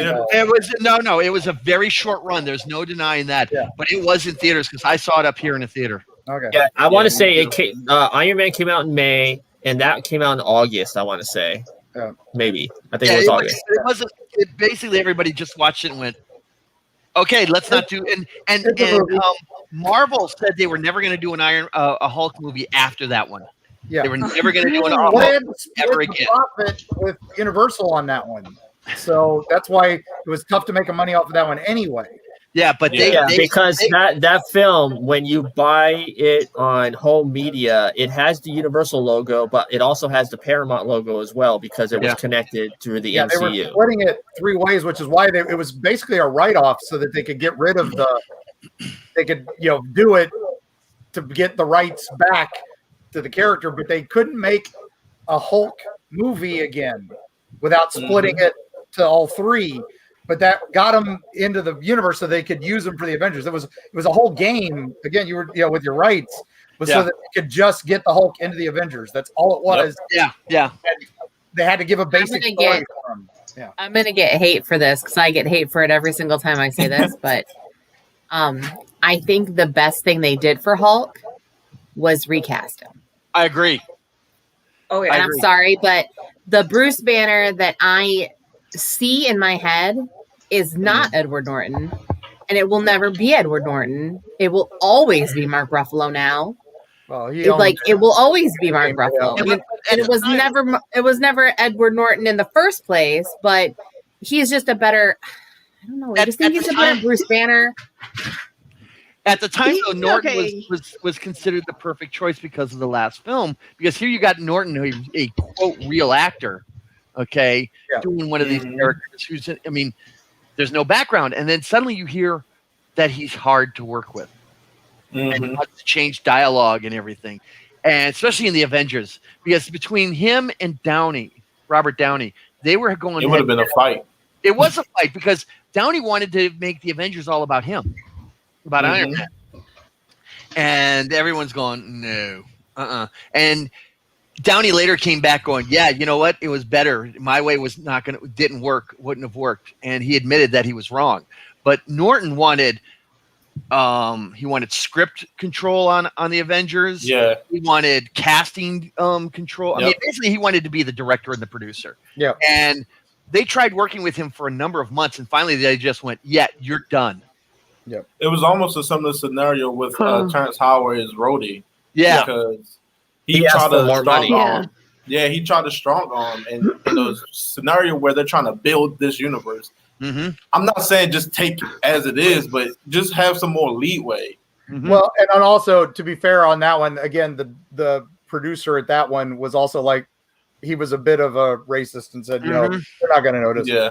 It's like, oh, come on, dude. We noticed, but No, we noticed. we Don't get me noticed. wrong, Don Cheadle was good, but you notice the charisma that comes between Terrence Howard and Don Cheadle. I really miss. I think Terrence Howard would have done much better as War Machine. I agree. Than Don Cheadle, and I love Don Cheadle. Don't get me I wrong. think Cheadle's doing fine, but I definitely agree. I think Cheadle would have been a better Falcon, to be in my opinion. Yeah. So, which I think was the original plan at one point. I think that was in one of the potential plans that leaked that he was supposed to be Falcon. So that's kind of funny how it all wound up. So during 2008, the rumors were flying that Marvel was up for sale. Yes. And we find out a year later, the House of Mouse for $4 billion buys Marvel. Mm-hmm. So that includes Marvel Studios, the film company, which has an agreement with Paramount. Disney actually agrees to release the films with Paramount that were already negotiated. Yes. So I believe the last film that Paramount released was the Avengers film.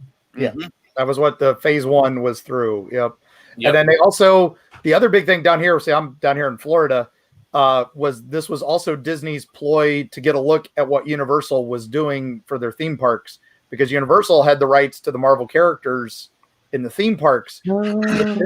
This primarily, not just because they wanted these characters, they wanted to look at Universal's books, and they got permission to do that. They suddenly were seeing how they were doing for Halloween Horror Nights, how they were doing for all their daily sales and stuff. And then that's when they realized, oh crap, the Marvel stuff is selling like hotcakes, better than some of our stuff is selling at our theme parks. We need to work on some of these other characters. And that was when Mouse realized we got off with a bargain. Yes. Yeah. When Disney buys Marvel, does that make Natasha a Disney princess? Or is that Pepper? Or the daughter? Oh, they're both Disney princesses. Yeah, the little girl, I can't think of her name from Endgame. Tony's daughter. She's a princess. I don't know. Shuri is obviously a Disney. She's definitely a Disney princess. The little I love you 6,000, 3,000, whatever. She's definitely a princess. Carol is princess. Carol's nickname in the comics is Princess Sparklefist. I want kick-ass women as princesses. I don't want this nonsense. I've got an 8-year-old the closest daughter. thing you've got is Moana. Yeah. I got an 8-year-old daughter. Of course I want that, Yeah. But I do want to know is when are somebody just for fun going to put mouse ears on? Yeah. Happen. Like a cameo, somebody in the background or something. Deadpool's going to do it. Yeah, they did. They snuck in the Star Wars. I should have worn. I have Black Widow mouse ears. I should have worn them. Excellent. I have a feeling, and we'll get there. But when Deadpool comes, because they've already announced Deadpool is going to be in the MCU. Yes. And I think I know how they're going to do it, and it's going to be clever, and it'll work.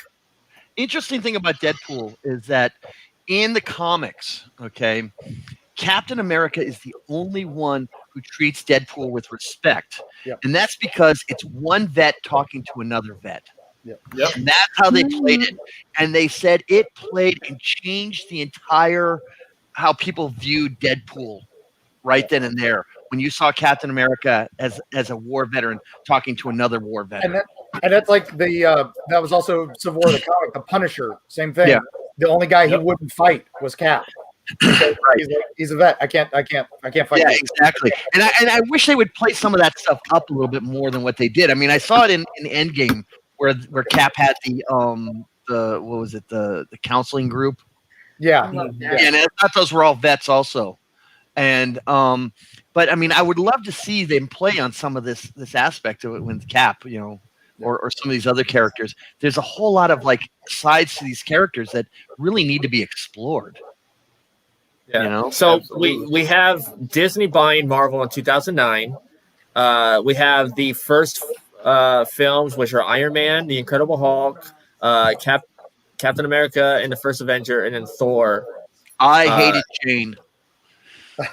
Natalie Portman was the wrong choice. Thank you, Jerome. Yeah. Listen, bringing back Punisher Warzone. I can't remember his name now. It's killing me. He was Titus Pool in Rome as Volstagg. Warriors 3, bringing him back. It's killing me. I can't remember his name now. But he freaking. Is it Stevenson? Is his last name right? Trey Stevenson. Yeah. Trey Stevenson. He is again a big fanboy.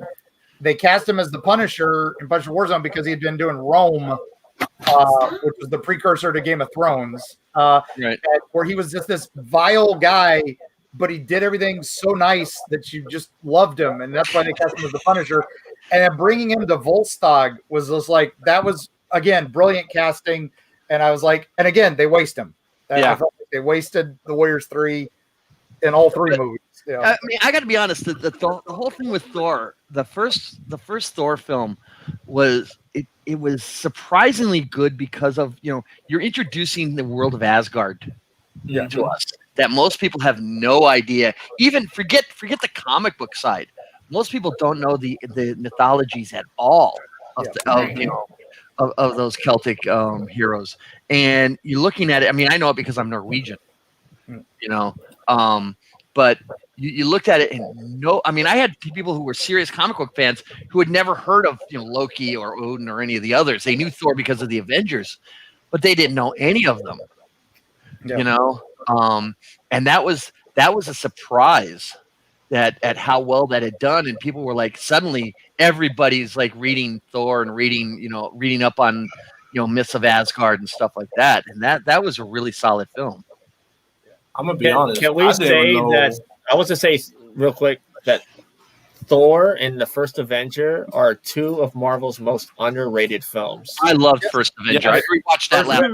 Amazing. Yes, I grew to love the First Avenger because at first I wasn't on board, but when I got older, because I was young when it came out. I was still in high school, so I didn't really get it. But then when I got so then when I got older and I rewatched it, I just started thoroughly enjoying it more and more. And I was like, oh my goodness, I love the First Avenger. Yeah. It's really good. It holds up. I gotta be honest about First Avenger. Tommy Lee Jones surprised me. Yeah. Yes. You know, I thought, oh God, what are we gonna get from Tommy Lee Jones? Because, you know, I remember him as Two-Face. I remember him in The Fugitive and all the, and I'm just kind of going, is this guy gonna, you know, what are we gonna get? Is he gonna be Men in Black again? Yeah, exactly. Yeah. But we kind of did get Men in Black. Tommy Lee Jones. He did it perfect. But that was the character. I mean, you look at. I mean, I don't know if you've ever dealt with officers in the military as a colonel. That really worked out. But you also saw some range in that character. Mm-hmm. Oh, and then you know, and that was what I was worried about. That he was going to be wooden. Yeah, Elrond Agent Smith is as Red Skull over the top. Over the top. Agent Elrond. Agent Elrond. and then Arnim Zola, you know, great character actor pulling off Zola. And I'm like, man, they're going deep cuts. Oh, man, Stanley Tucci is the professor there. Stanley Tucci is Erskine. I mean, wow, that was all right. And now let's admit it. I can't think of her name now. Haley Atwell. Oh, yeah. She was the breakout star. Yes. Okay. Boy, and even a lot of the girls I knew were in love with her. Oh yeah. Yeah. You know, Peggy Carter. I really wish the TV show would have been better. Yeah. Yeah. But I mean the Second season was small okay. shot, the small shot that they did. Yeah, the one shot. Yeah. Oh, And was that fabulous. and that was something a lot of people didn't know about was the one shots because they just came out on the Blu-rays. Well, the first and one that came out, which was something funny on the way to Thor's hammer. Thor's hammer. Coulson being a badass. Yeah. I mean, that one blew. I know people who you told them about it, they went and watched it, and suddenly they're like, "Where's more of Coulson? I need more Coulson." Mm-hmm. And that was on the Incredible Hulk. Yeah.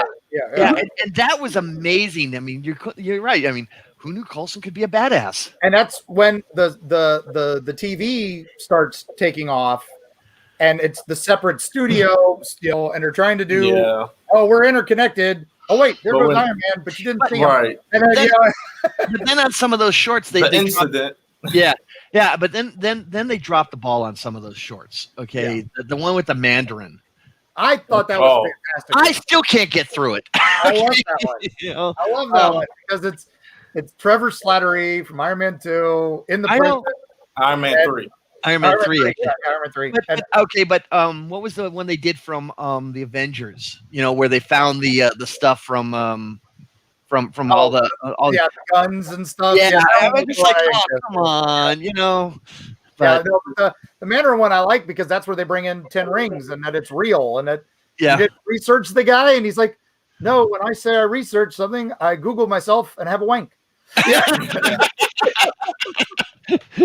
And I do like though that we know that the real Mandarin is out there and we're going to see him in Shang-Chi, which potentially.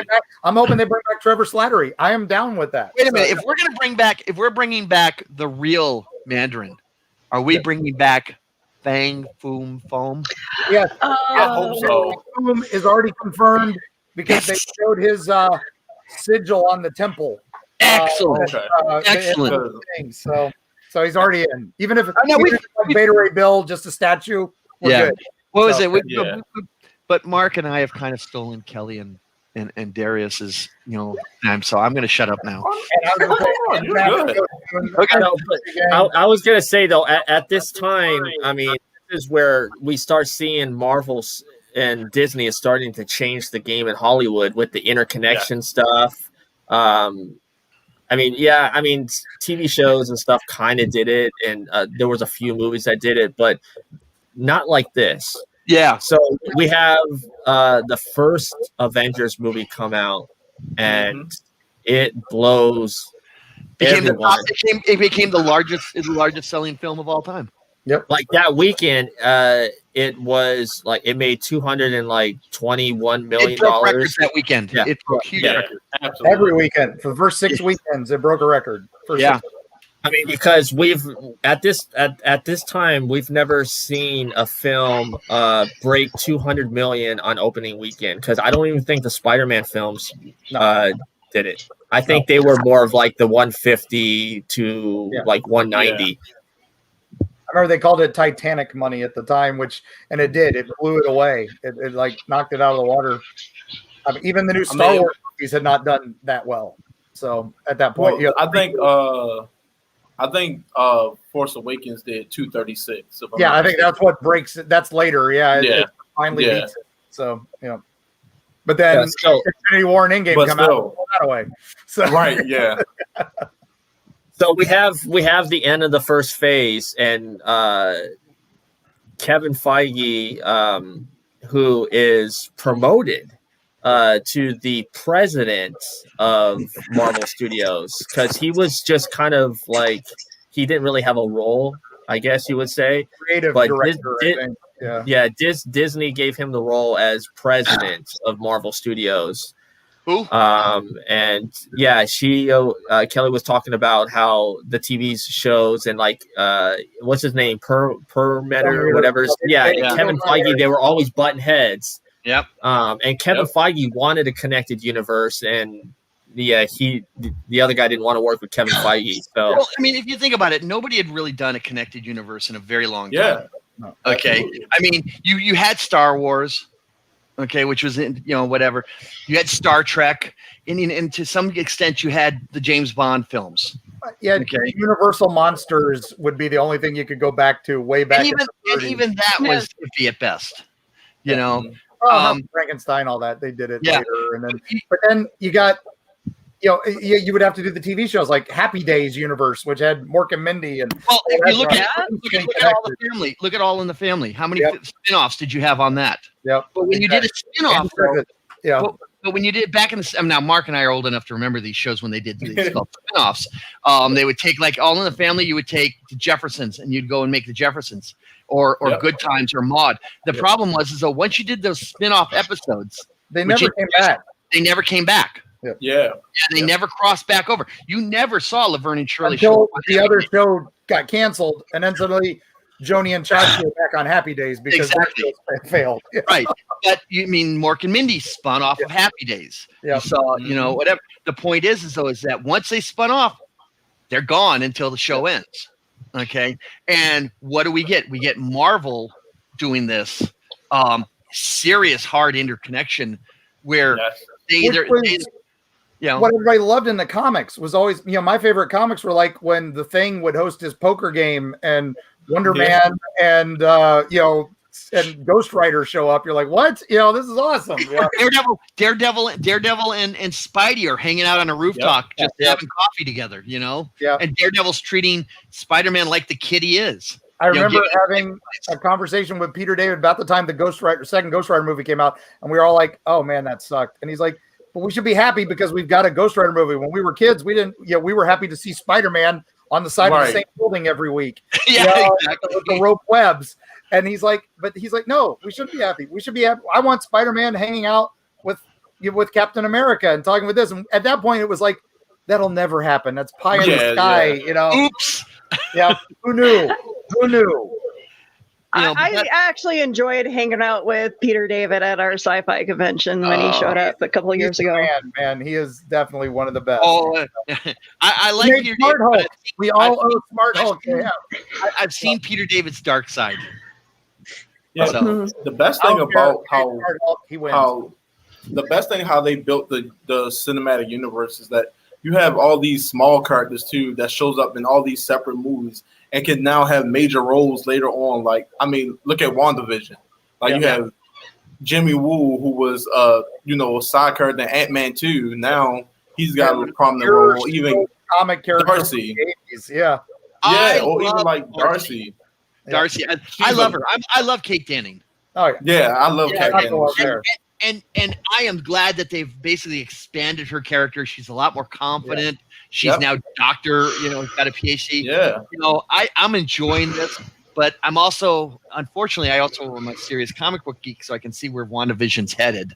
Well, I'm going to talk to you, Jerome, about that because I think I know where it's going too, but it's not going in where a lot of comic fans are thinking it's going. Oh, I got an idea, but we'll talk after the show. Yeah, but so we have 2008 to 2012. Look at Hawkeye. Yeah.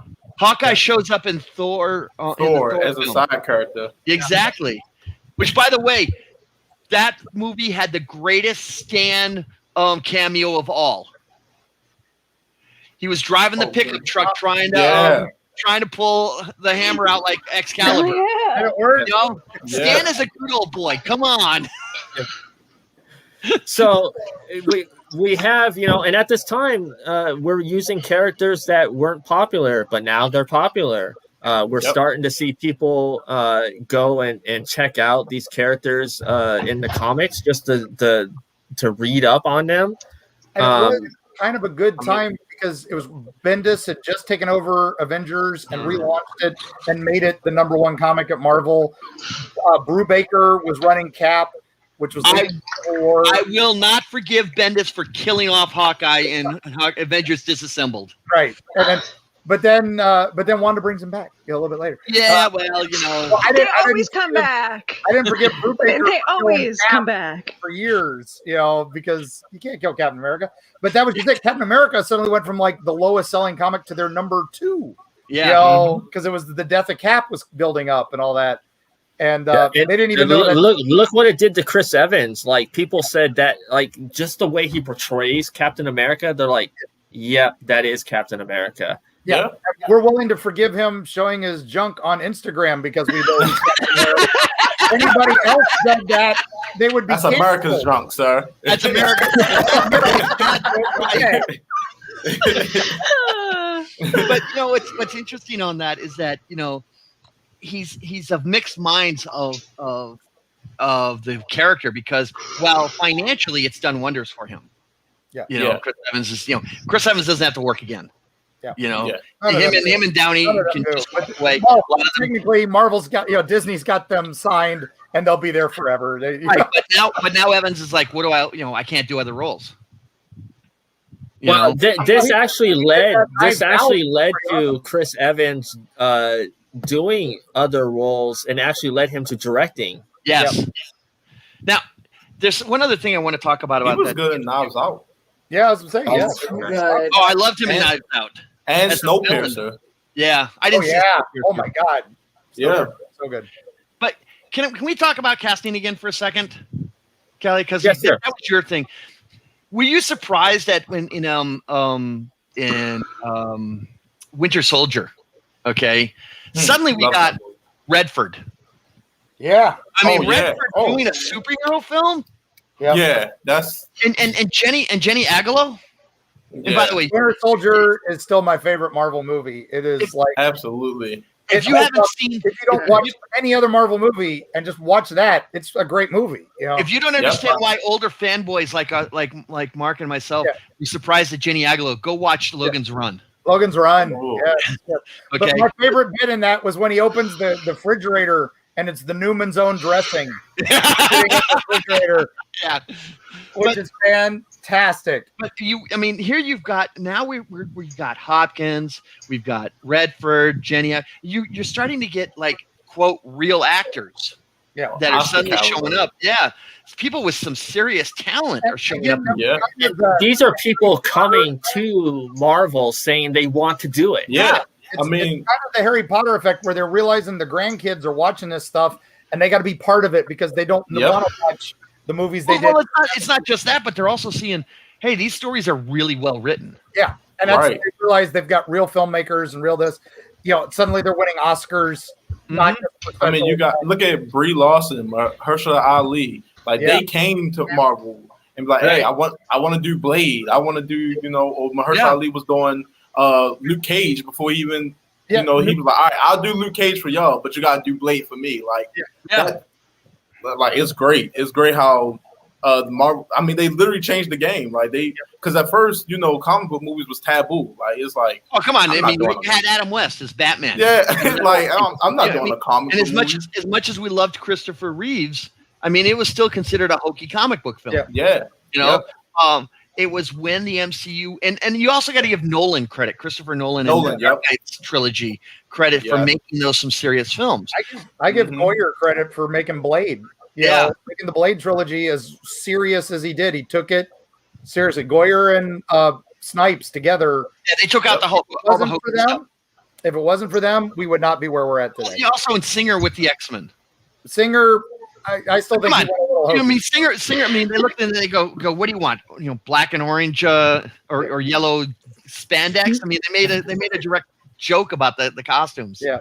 I always go back to Kevin Feige, because not only is he coming at it as a producer, because of course producers want to make money, he's also a fan, and working on the films prior to Iron Man, he saw what worked and what didn't, and he took everything.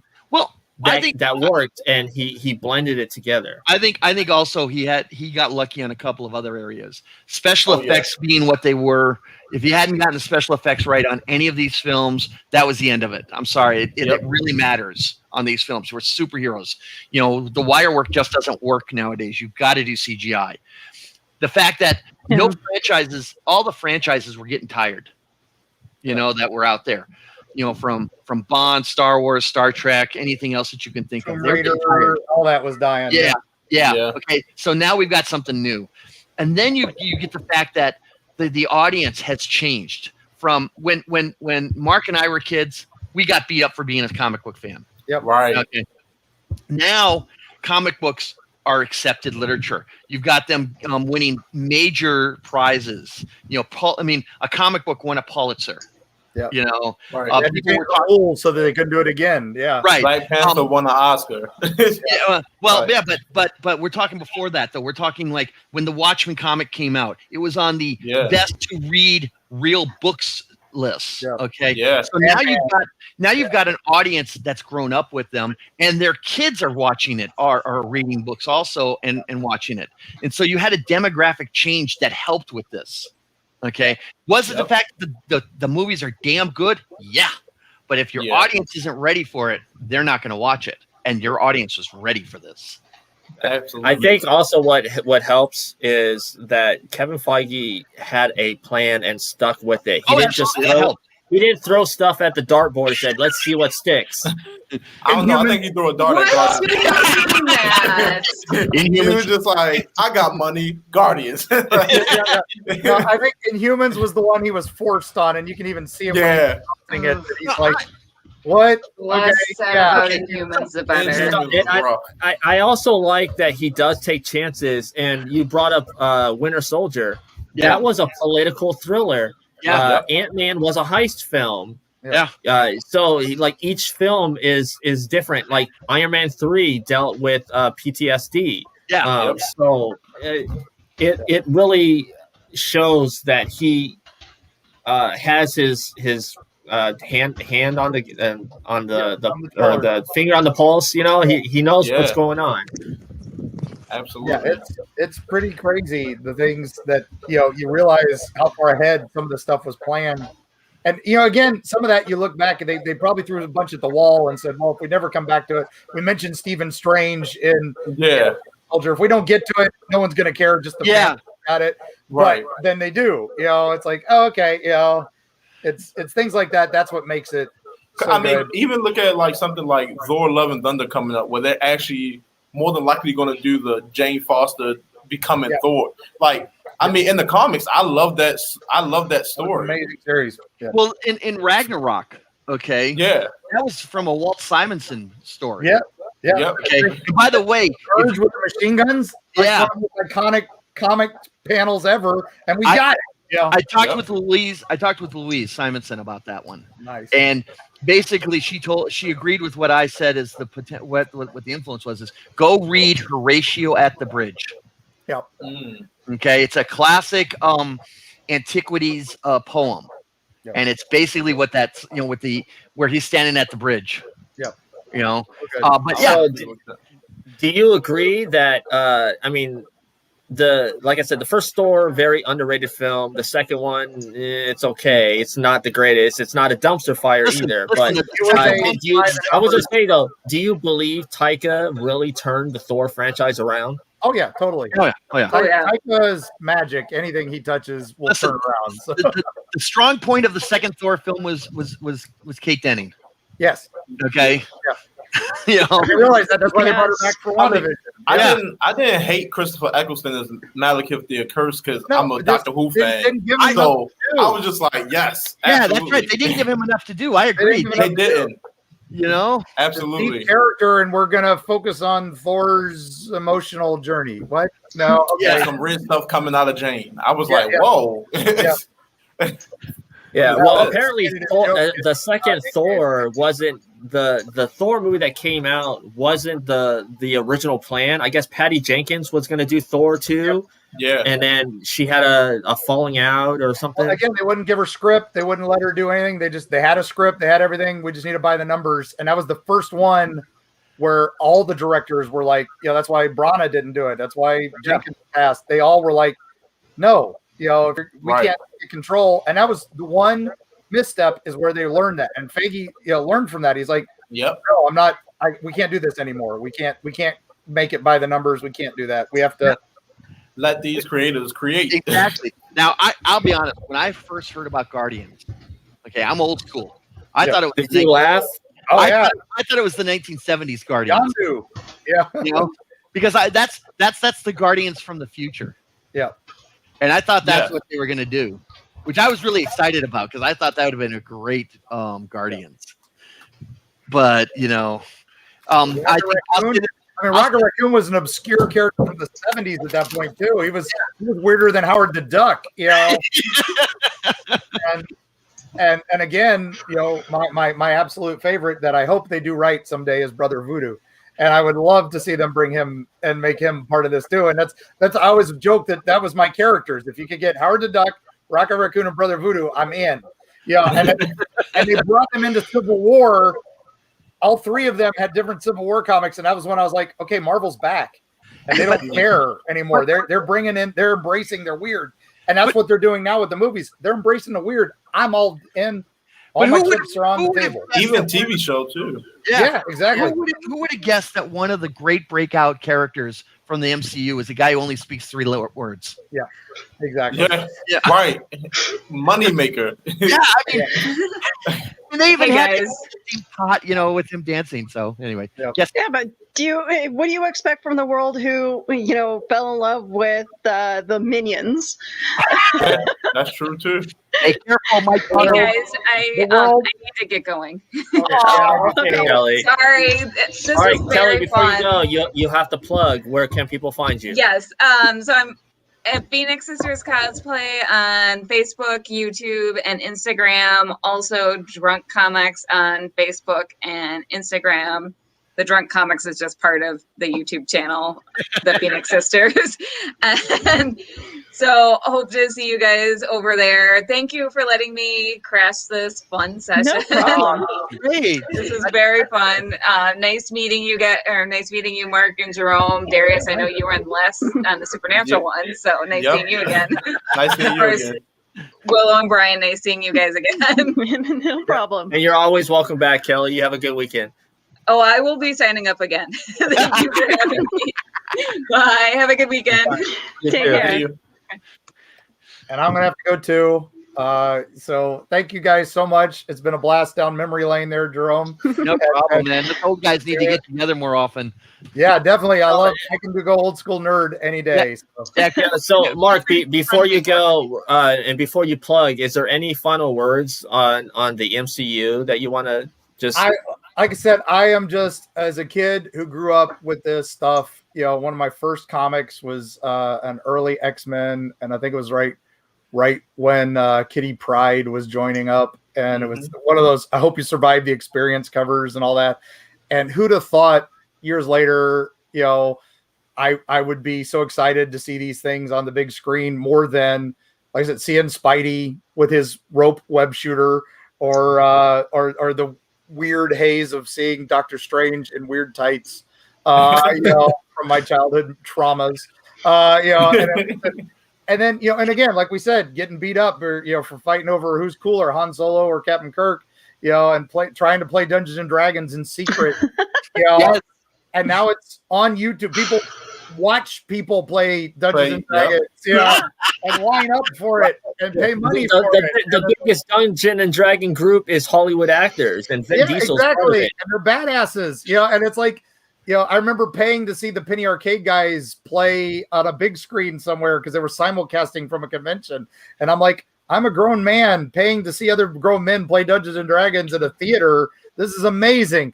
And growing up from Comic Cons, like we were talking, where they were like 6 people in a room, you were happy because Isaac Asimov or Harlan Ellison are in a room, and you're just so thrilled to be in this room with these guys, and all they're doing is smoking and talking this shit. But again, and now you go to MegaCon and there's 50,000 people, and and some of them are there to see me, which is weird. It's like, I'm like, I got a line at my table. Don't you realize that, Neil Adams is right there? I just read spooky books.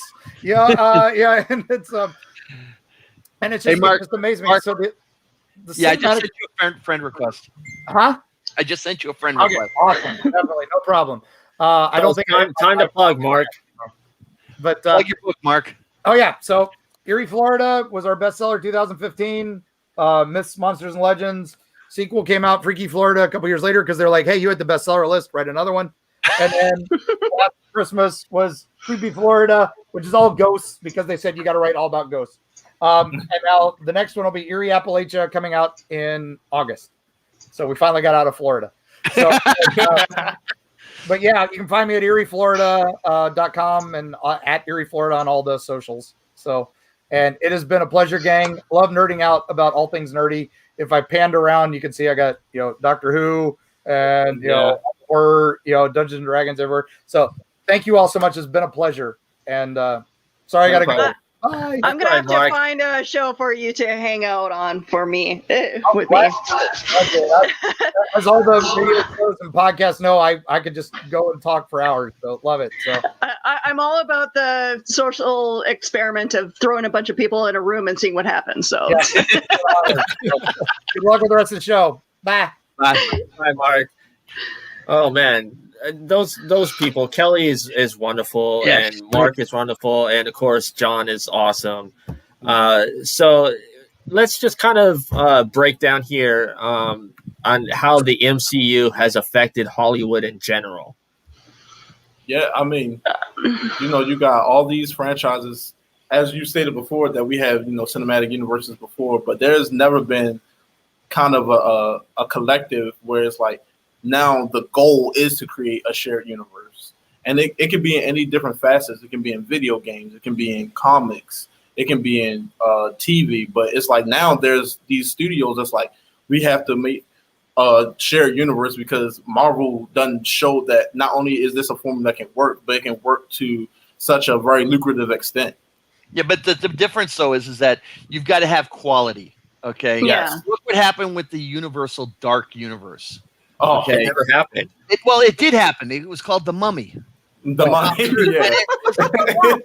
I'll tell you right now, I couldn't get past the first half hour of the movie. Okay? It's hard. And right. It's hard and to watch. So if you're gonna do this shared universe thing, you gotta write good movies. You can't make them as some sort of star vehicle because you signed on a bunch of big names. You gotta have a good story, and and if you don't, you're going to get the Universal Dark. What happened with Universal Dark? Yeah, you have to have a plan. Like Brian always said, Kevin Feige always had a consistent view on what he wanted to do. But a consistent view is great. But if you didn't have a good story, then it doesn't matter. Even comics in the 90s were like that, where it's like you'd get a really good story, but really shitty art. Yes. And then you get really good art, but really bad story. And that was in the 80s too, by the way. You get the same problem. Okay, because in the 80s they went crazy with painted art. Ooh. Okay. Yeah, and that doesn't last. Right. Yeah, so now you see where Hollywood is going, where DC tried it, DC tried their version of a shared universe, but the thing is, they realized that's not their thing. So that's when they started going the opposite. Like, all right, we're going to focus on these solo stories, and whatever becomes of our solo stories is what it becomes. But I just like how Marvel set a precedent. Essentially, they set a precedent because name us like a really bad Marvel movie. It's hard. You got Thor: The Dark World, probably is a very underrated one. Some say, not underrated, but very frowned upon one.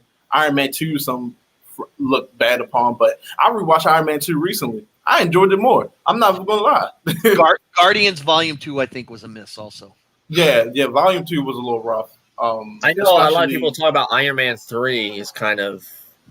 I thought Iron Man 3 is the underrated one. I think I really enjoyed. I've seen that movie so many times in theaters. It's a great Shane Black film, but it's not a great Marvel film. Yeah, I agree. It wasn't my favorite one out of the whole thing, though. Oh no, the first one is definitely still top billing. I remember I got stuck out at the theaters because of Iron Man 3. That's how much I enjoyed Iron Man 3. Let me ask you a question then. Panther was the Black Panther broke all sorts of barriers, records, whatever you want to throw at it, it broke it. But the question I have on this is, did it break all those because it was a good film, and there's no denying that it was a great film and a great acting, but did it benefit from the buildup of the MCU? See what I'm saying? If this film had come out before the MCU, would it have been the big success that it was, or would it have been like Blade and kind of forgotten? I think Well, let me just say, I think because of Chadwick Boseman's performance in Civil War as Black Panther, that helped. Well, again, that's because of the buildup of the MCU is what I'm talking about. Would this have if this film, if you just take that film and hand it to somebody who's never seen the MCU, you get the same reaction? Do you get the same? I don't think you get the same results because Marvel has a way of marketing too. Yeah, that you have to like their marketing is almost an art form in of itself. The way is that Marvel or is that the mouse? One could say Disney. Yeah, it could be the mouse because I mean, you look at how they market anything related to Disney, and it's like I mean, look at Star Wars. Like that Star Wars that I still remember that Force Awakens trailer that got like, and I'm not a big fan of the original trilogy. I don't think I think it's better than the prequels, but I mean that's not hard to say, right? but what I'm saying is like the trailers. I do agree with you. I think if you took Black Panther and you took it out of the context of the MCU, it probably wouldn't have did as well. Yeah, I agree with you 100%. My father, who's an 80-year-old man, had never seen the MCU, and his girlfriend wanted to go see Black Panther. He went to it and he goes, "It's not a bad film. I don't see what the hype is about." Okay. Now, so again, that was why I'm asking, because I've seen, that, the hype of this because of the buildup of the MCU. Great film. Do not misunderstand my discussion on this, but I just got to wonder is does this film do well without the MCU? And I think that it doesn't. I don't think it does as well. And that gives a credit to the MCU is that it can literally build stars, both not just in personal characters or just actors, but it builds franchises and make them stars. What was the Spider-Man with Miles? What was that one called? Into the Spider-Verse. Yeah. Does that survive? I mean, that to me was one of the great Spider-Man movies in my opinion. Okay. Oh, yeah, absolutely. But does it survive with the fact that there's an MCU out there? And we're really playing up with the multiple universe aspect with Miles, into the universe, Spider-Verse. Does that movie succeed because of the MCU also, even though it's not directly in the MCU? I think it can exist on its own. Quite honestly, what I'm saying is does it succeed as well as it did without the MCU? See, the MCU changed the game. So you said because of the popularity of the MCU, it will make other Marvel characters rise up. Right. So if there was no MCU, would these still be as popular as they were? I think that's what he's trying to say. That's a good question. Yeah, I would say no, simply because the tiredness of Spider-Man was happening because I mean, look at Spider-Man 3 in terms of critic rating. Forget that. Look at the Amazing Spider-Man. Amazing Spider-Man. Jamie Foxx as Electro. Yeah. And they made because it's like they made money, but critic ratings were down. Fan ratings was down. Audience ratings was down. Anybody saw that second film, Yeah. So I would say, and they took a chance with if Miles Morales wasn't even such a fan, this movie wouldn't make nearly as much money as it did, because this movie it shattered expectations. But I don't think it would have made as much money if the MCU didn't change the culture of how Hollywood works. Exactly, I agree with that, and that's what I'm saying here is that right now you've got all these second tier Marvel characters getting wave 5, wave 6, whatever phase they call it, whatever. It doesn't exist without wave 1 and 2 and 3. I mean, look at Shang-Chi. Shang-Chi is getting made. I mean, nobody knows who Shang-Chi is. Okay, yeah, I mean, they will this summer, right? Or the Eternals, right? But nobody. I mean, for all of the problems with Iron Fist. Okay, I loved Iron Fist. I thought it was was a fun show. I didn't hate Iron Fist, but you did not get Iron Fist or Jessica Jones. I love Jessica Jones. I mean, but that came out of Marvel Max. Yep. Okay?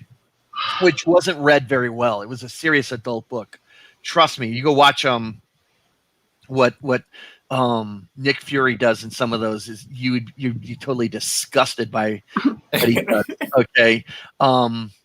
But you look at what they did to the Purple Man in Jessica Jones. I mean, I can't watch all of Jessica Jones because Tenet freaks me out in that. He does. He's so But good. he does it so well. Yeah, he's so if you good. go back and look at the comics, the Purple Man is kind of a joke.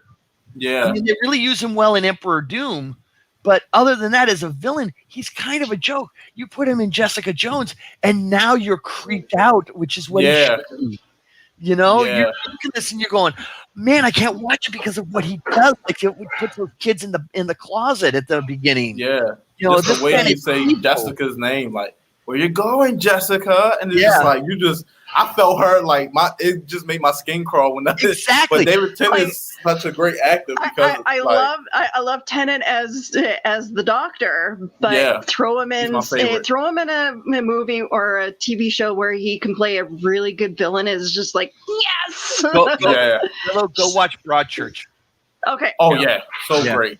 But I mean, both the American version and the UK version, I thought that they were both pretty good. Oh, I think the UK version wins hands down. Oh yeah, Broadchurch is way better than Grace Point. I think it was called. But you look at now you look at the TV show Daredevil. Okay, the Netflix series. That was good. Yeah, the first season was good because you're basically watching Daredevil become Daredevil. Yep. Okay, but when you see that scene where Kingpin kills that guy in the car. Oh yeah. I had to turn it off because of how brutal it was. You know? Yeah, when he choked out the editor. Yeah. Like just lifted him up and just choked him out. I was like, oh my God. Right. I mean, you're watching this and that's what these villains are supposed to be. These villains are not supposed to be comic relief like they were in the comic books for a long time. And that's where I think the MCU is really getting good at this is these villains are real villains. Mm-hmm. Now, they don't consider themselves villains like you see in the Kingpin. Nobody thinks of themselves as the villain of the story. Yeah. I'm the villain of this story. Okay. Sorry. I know that already. I'm looking for some good henchmen. But that's an important. You can't have a good hero, a great hero, without a great villain. And the major criticism that Marvel always got was that their villains were just the heroes on the opposite side. Like they had the same powers as the hero. They had that problem with a lot of the Batman films. Yep, exactly. Yep. I mean, let me throw a couple things here. When we're talking about how changing the game, Sony and Disney working together. This is two different studios working together. I don't think it's ever been done in Hollywood. Yes, it has. No. Yes, it has. Like this? Yes, on one film, and it was one of the largest films ever. Which one? Titanic. Yep. Titanic. Yep. Titanic. Oh, Paramount and Fox. Look, the films will work together. The film studios will work together if they think they can make a profit. Well, what I mean is where Sony owns Spider-Man, but they're allowing Spider-Man to be like this is even a little bit different than the Incredible Hulk with Universal and Disney. But again, it's all about the business side of show business. They're letting Disney have access to Spider-Man. Why? Because they know Disney's going to make a film that's going to make a profit, and they're going to get a chunk of that money. And that's the only reason they're doing it. If they thought Disney was going to screw it up and not make anything that's going to make them money, they wouldn't let them do this in a million years. Okay. Yep, they saw the financial implications. It's making quality, and they're going to have. They're probably going to be able to put those Spider-Man movies in their library also. Okay, yep. The library. So they're allowing it to happen. If they think it'll make money, it'll happen. People keep forgetting that this is a business. It's all about the money. If they think Spider-Man wasn't going to make money, you can bet your bottom dollar they would not let Disney have anything to do with it. And it showed because look at how much money Far From Home pulled in, $1 billion. Exactly. And Homecoming pulled what, like 880 million, something like that? Yeah, it was huge. But again, it all comes down to if you think they're going to make money, you can have access. If they don't think it's going to make money, you are not getting anywhere near it. And here's another game changer they're doing. The shows on Disney Plus, which are interconnected. The first show, which originally wasn't the first show, but it is now, is WandaVision. Well, that was because they were further along in the production than the other shows were, but when COVID hit. Yeah, because Falcon and the Winter Soldier was supposed to be the first one. Well, actually, the first movie in the Phase 4 was supposed to be Black Widow last May, and then Falcon and the Winter Soldier in August. They keep pushing Widow back. They really want to push it in. I have a feeling Black Widow is actually going to be released in April, and it's going to be on Disney Plus. It's going to be on Disney Plus because those theaters are not going to be open in April. If they push it back one more time, you can effectively say they've killed Black Widow. Yeah, and you can't keep pushing because of the plan. Yeah, you can't keep pushing it back because of how the timeline of the films are going. Right. If and I guarantee you right now, if Black Widow gets pushed back one more time, the fans are going to say we're done. Yeah, with Black Widow, absolutely, and that will be the end of having anything to do with reference with Black Widow. Because and there is some talk in the fan circuits that the reason that Black Widow is getting pushed back is because a number of producers said, oh, you can't have a movie that has a female lead. I understand that. I'm agreeing with you, Darius. It's just that there's producers who have publicly said that. Yeah. Oh yeah. No. Absolutely. I agree. Black Widow has a very important scene that connects to what is happening in the Marvel universe right now, and this is why it cannot be pushed. Yeah, but what they'll do is if it gets pushed back, they'll do some editing and some computer trickery around. Yeah, they'll put that scene or something in one of the other shows or something that'll matter or whatever. They'll rewrite something. But the point is that Black Widow is suffering. That movie should have been put on Disney Plus months ago. Yeah. But my understanding as to why WandaVision happened over Cap and Falcon was WandaVision, because it was done in basically a standard studio setting, on those sitcom stuff. It was further along on the production. They were almost done when COVID hit versus Cap and Falcon, which had a lot more work to do, is what I understand. Yeah. And we'll definitely hit the Disney Plus series on a future episode because I want to talk about what they're doing with the Disney Plus shows and stuff. But a roundtable question here. You are an executive in Kevin Feige's office, and you are talking about bringing certain characters from the Netflix series into the MCU. Who do you bring in? And I'll start with you, Darius. Can I go instead of Netflix, Hulu? Because I want the Runaways in the MCU. Yeah, that's a good choice. I'm a big Runaways fan. I stumbled across the Runaways one day at the library. The same characters, same actors, and everything. Yeah, I would definitely. I don't know if the same actors, but definitely the same because the Runaways are the same character. I'm pretty sure there's no big change up between the Runaways because the Runaways actually have connection to the Skrulls. Yeah, if done right. So you can bring in the Runaways connected to the Skrulls, and then instead of having Captain Marvel being the only connection to the Skrulls, you can have the Runaways kind of lead into Super Skrull Wars with Fantastic Four and everything. So that's why I would bring in Runaways. Jerome?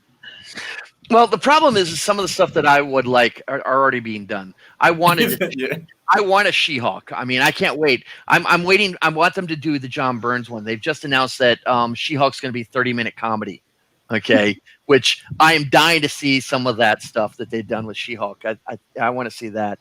But if you're in the office and I understand where you're getting at. Give me a second here. Okay, what I want to see is I want to see them make a power pack. Okay?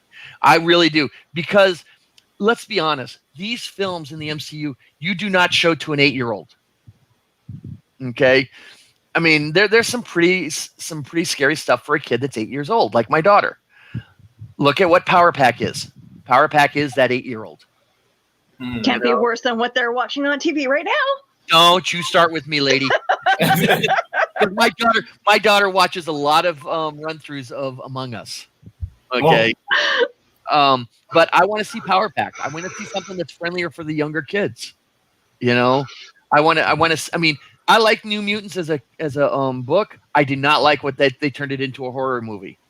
Well, they were going to do Squirrel Girl with the New Warriors, but I don't know what happened to that. It died.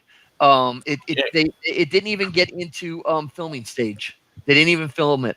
They cast it. They were going to write it, and then they killed it because they had Anna Kendrick attached. I think. Yeah, they had no. Squirrel Girl was the girl from Stranger Things that played Barb. Oh, Millie Bobby Brown. No, not she Millie played Bobby Barb on Stranger Things in the first season. You know the girl from the AT&T commercials, Lily. Yeah. Oh. She's the one who's currently doing the voice of Squirrel Girl, and she was going to be Squirrel Girl. Oh. And that all fell through. Okay. It was in development hell for a long time, and then they just killed it outright. The fans want Squirrel Girl. They also want Ms. Marvel. That's based on the comic book from the Jersey Girl, and apparently they're going to do her. Yeah, that's filming right now. Yeah, which I think is great. I liked the book. I've only read the first couple of graphic novels, but I liked how they focused on this mix between wanting to be a superhero and having to deal with the culture that you brought with you when you immigrated. There's a lot of tension there that I think could really be some fun stuff to talk about. But I mean, I'm sorry, Power Pack has a soft spot in me just because it's a bunch of kids, that got. Think about it. You're 8 years old. You got superpowers. Yeah, right. You kind of do, I mean, the hormones. You haven't gone through puberty yet, so those whole naughty are not there yet. Yeah. And that's my point. Yeah, there it is. Yes, I agree. Yeah. But MODOK, huh? I'm reading a comment. MODOK from Robot Chicken. Oh. So, but yeah, I mean, if you want a really good MODOK, go watch Superhero. What was that cartoon they do? That's Superhero Squad. Yeah, they did I a good love job on Superhero Squad. that. Yeah, but you look at the problem is all the major characters have been done. Okay. Yeah. And now we're getting into the B teams. Okay. There was in the 70s they had a group of the A teams called the Champions. You had the Defenders. Where's Namor? Are we doing a Namor film? They talk about it. They've never cast it. Basically, Namor is Aquaman. I think Namor is going to be in Black Panther 2, and they did drop a hint in Endgame when they were talking about an earthquake. Had happened off of Wakanda. Yeah. Right. Okay. But you got Namor, and you've got all the villains and supporting characters involved with Namor. Okay. You've got you've got things like all the X-Men villains, heroes, whatever. Now that that Disney owns Sony, or no, they own Sony, whatever. Fox. But whatever. Fox. Now that they own Fox, okay, you can bring in the X-Men. You can bring in the Fantastic Four. I want to see the Fantastic Four done not as modern, but a 1960s period piece. I want them to be the first super team. Make them like 1963-ish, 1964, being the first people to go into space as part of the space race. And that's where you get it. And forget Doc Doom. Don't bring Doc Doom in as your villain. Bring in Mole Man. Oh. Bring in Namor if you want. But, you can bring in Galactus later on. But, go with some of the other villains that they had, that would be great, doing the Fantastic Four as a period piece, the 1960s, where you could see Sue Richards wearing Sue Storm wearing a pillbox and veil, like Jackie Onassis. That would be awesome. Yeah. But here's the thing about the Fantastic Four for me is they're going to have to try to figure out a way to make it convincing that Johnny Storm can be an astronaut. But he's not an astronaut in this series because you make it back. If you go back in the original Fantastic Four in the 1960s, Johnny Storm he tagged along with his sister. Yep. Yeah, but that would not fly for NASA. In the 60s, yes, it would. It would, because it's here's my ID. I'm bringing my girl. And her teenage brother had to come along too. That was notorious back in the 60s. Okay, you're thinking that as a 2000 girl. I'm thinking as a 1960s guy. Okay, that happened all the time. Okay, I can tell you stories about things I've read about. But if you make it a period piece, Johnny Storm is brought along. Ben Grimm is the pilot. Reed built the ship, and Sue and Johnny are tagging along, and I think Sue is along because she's basically googly eye over Reed. Okay, and that's how it really happened. They land. Doc Doom is nowhere to be found. He's an old college buddy that they don't even talk about for a long time in the books. Okay, so bring in Mole Man. He was one of the first villains. Yeah, I think if they do decide to go, like, I love your idea of going back and making it like a period piece, but if they do go, modern, I think they should kind of take reference from I think it was like a 2008 Fantastic Four animated series called World's Greatest Heroes. Yes. And I just love the aesthetic of that show. So, and then you can also connect it to She-Hulk, because She-Hulk shows up in that series too. I think in like the last season. I thought that series was really good. And if you want to go that route with it, I'd be the beauty of doing the Fantastic Four as a period piece is you don't really have to include it heavily into the Marvel universe. Okay. It's wide enough in a time period where you can make reference to it in the history books, right? And maybe somebody is, like what they did with Hank Pym, an old guy who's not, still not, fighting around. But you don't have to have, screw up your timeline already. You just say, hey, these guys were around. Right. You can. All right. I'm being told to bring that up. Okay, so this guy is from Stranger Things, and he plays Billy. Okay. It's been rumored, and this is kind of who I want, that they're going to cast as Johnny Storm. I'm going to be honest. A lot of people are so over the moon for Dacre Montgomery. I'm not a fan of his acting. I think he's literally like a Zac Efron in terms of acting to me. Like, it's like you give him the right role and they can do it. But I don't think, I wouldn't mind him as Johnny Storm, because he looks like, if Johnny Storm was to be portrayed, he looks like a perfect. But I was more on board with Zac Efron being Johnny Storm, because that was a rumor as well. I actually rather see Zach as Adam Warlock. Oh, yeah. Yeah, but are you going to get the cigar smoking troll with it if you do Adam Warlock? Okay. I can see. Yeah, I like that idea. I think that was a rumor too. I don't mind Dacre Montgomery as Johnny Storm. I just don't think they should be. He needs to do more for me than just Stranger Things and Power Rangers, because he played Jason in Power Rangers. Oh, that's right, he did. And everybody thought he was like the breakout star, and I was like, I think Billy was the breakout star. R.J. Seiler, he was the breakout star to me from that Power Rangers movie.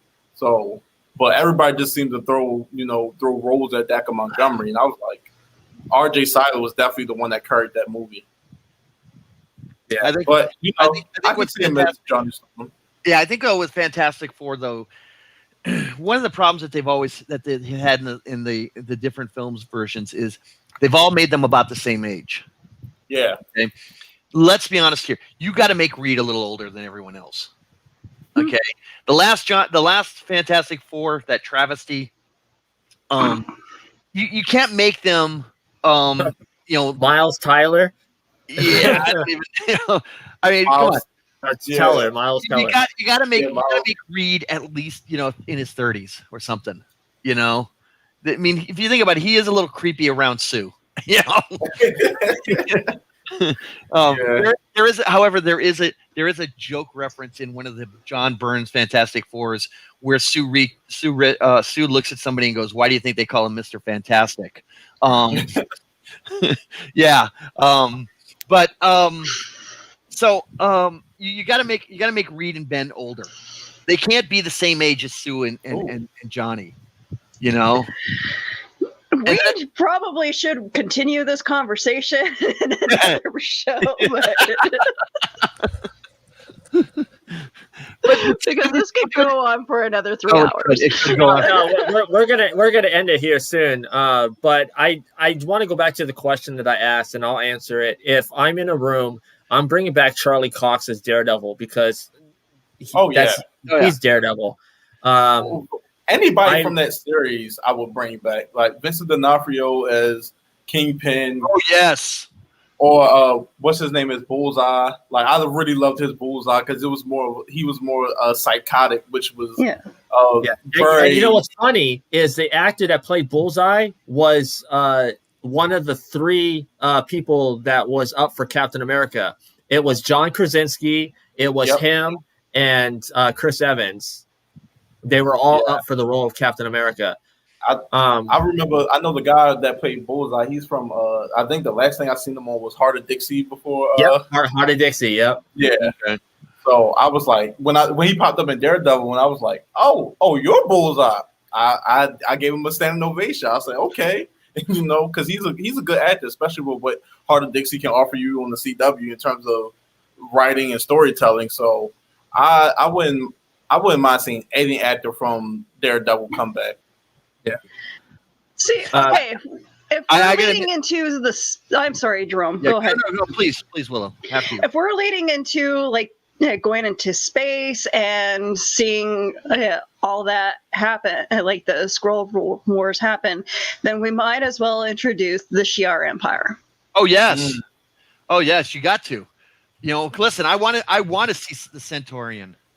Okay. What is the one character? Gladiator, right? Is Gladiator, that his name? that's Gladiator, the Centurion, the one with the mohawk. Yeah, because he was on the X-Men cartoon. I had the action figure. Yeah, the giant. He's got the giant eyeball on his chest. He's got this red mohawk and he's got this red cape. And basically he lifted in the comics. He lifts up single-handedly the Baxter Building. Oh wow! Yeah. Okay. Yeah, the Shi'ar Empire. But if you're going to do that, though, you got to bring in Professor X because he has a romance with Queen. Yeah. And again, now we're talking again. We're getting into that interconnected and having like somewhat like a Game of Thrones battle for the throne because if I see a lot of naked superhero butts and kids having sex with each other, I'm out of here. But yeah, hey, Marvel is traveling to Rated R, so who knows? All right, Mark one for Darius. So, before we ring the bell, where can everybody find you, Darius? I'm always on Facebook at Darius McDaniels. I'm still trying to figure out this podcast thing. The beginning of the year was kind of rough for me in terms of my personal life, but I'm starting to get back into the swing of things. So yeah, soon you'll be able to catch me on something. I'll keep that posted. Okay. Thanks for having me. Man. Thank you for joining us. And Jerome, where can we find you? You can find me every Saturday morning on Saturday Morning Cartoons. I recommend everybody come and watch. We just had one of our greatest shows ever, which was about the banana splits. A lot of fun, a lot of smiles. So we throw you back to your time when you were 7, 8, 9 years old and full of sugary cereal and the cartoons you used to watch. You can also find me personally on Facebook. I'm on Twitter as Connor Hood 1707, and somewhere in there, and I don't know what I'm under, I'm on Instagram also.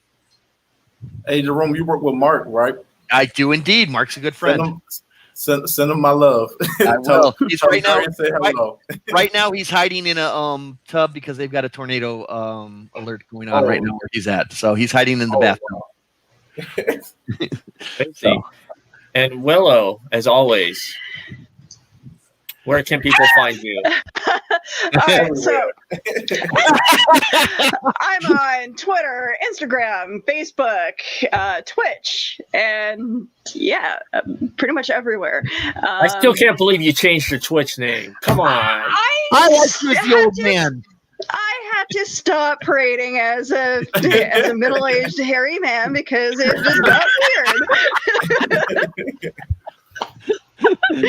Oh, that okay. Now we know what Willow's going to be her first cosplay when we go back to conventions. She'll be he's the hairy middle-aged old man. She's going to cosplay as Jerome. Hey, I'm not that hairy. I'm horrified. But yeah, you can catch my show tomorrow night, 8 p.m. Eastern, 7 p.m. Central. I have the creator of Mudblood, fanfic of Harry Potter on my show, Conrad. I hope I'm saying his name right, Conrad Farage, and one of his actors as well. So I can't wait to interview them. And then on Valentine's Day, don't you have like a special music thing? Valentine's Day, I want to make fun of the most cheesiest love songs on the planet. So you guys can join me for that if you so wish. Oh, Willow, you got to play 70s porn music. Oh, absolutely. Oh, my God. All right, so we're going to end it on that note, and it's time to ring the bell.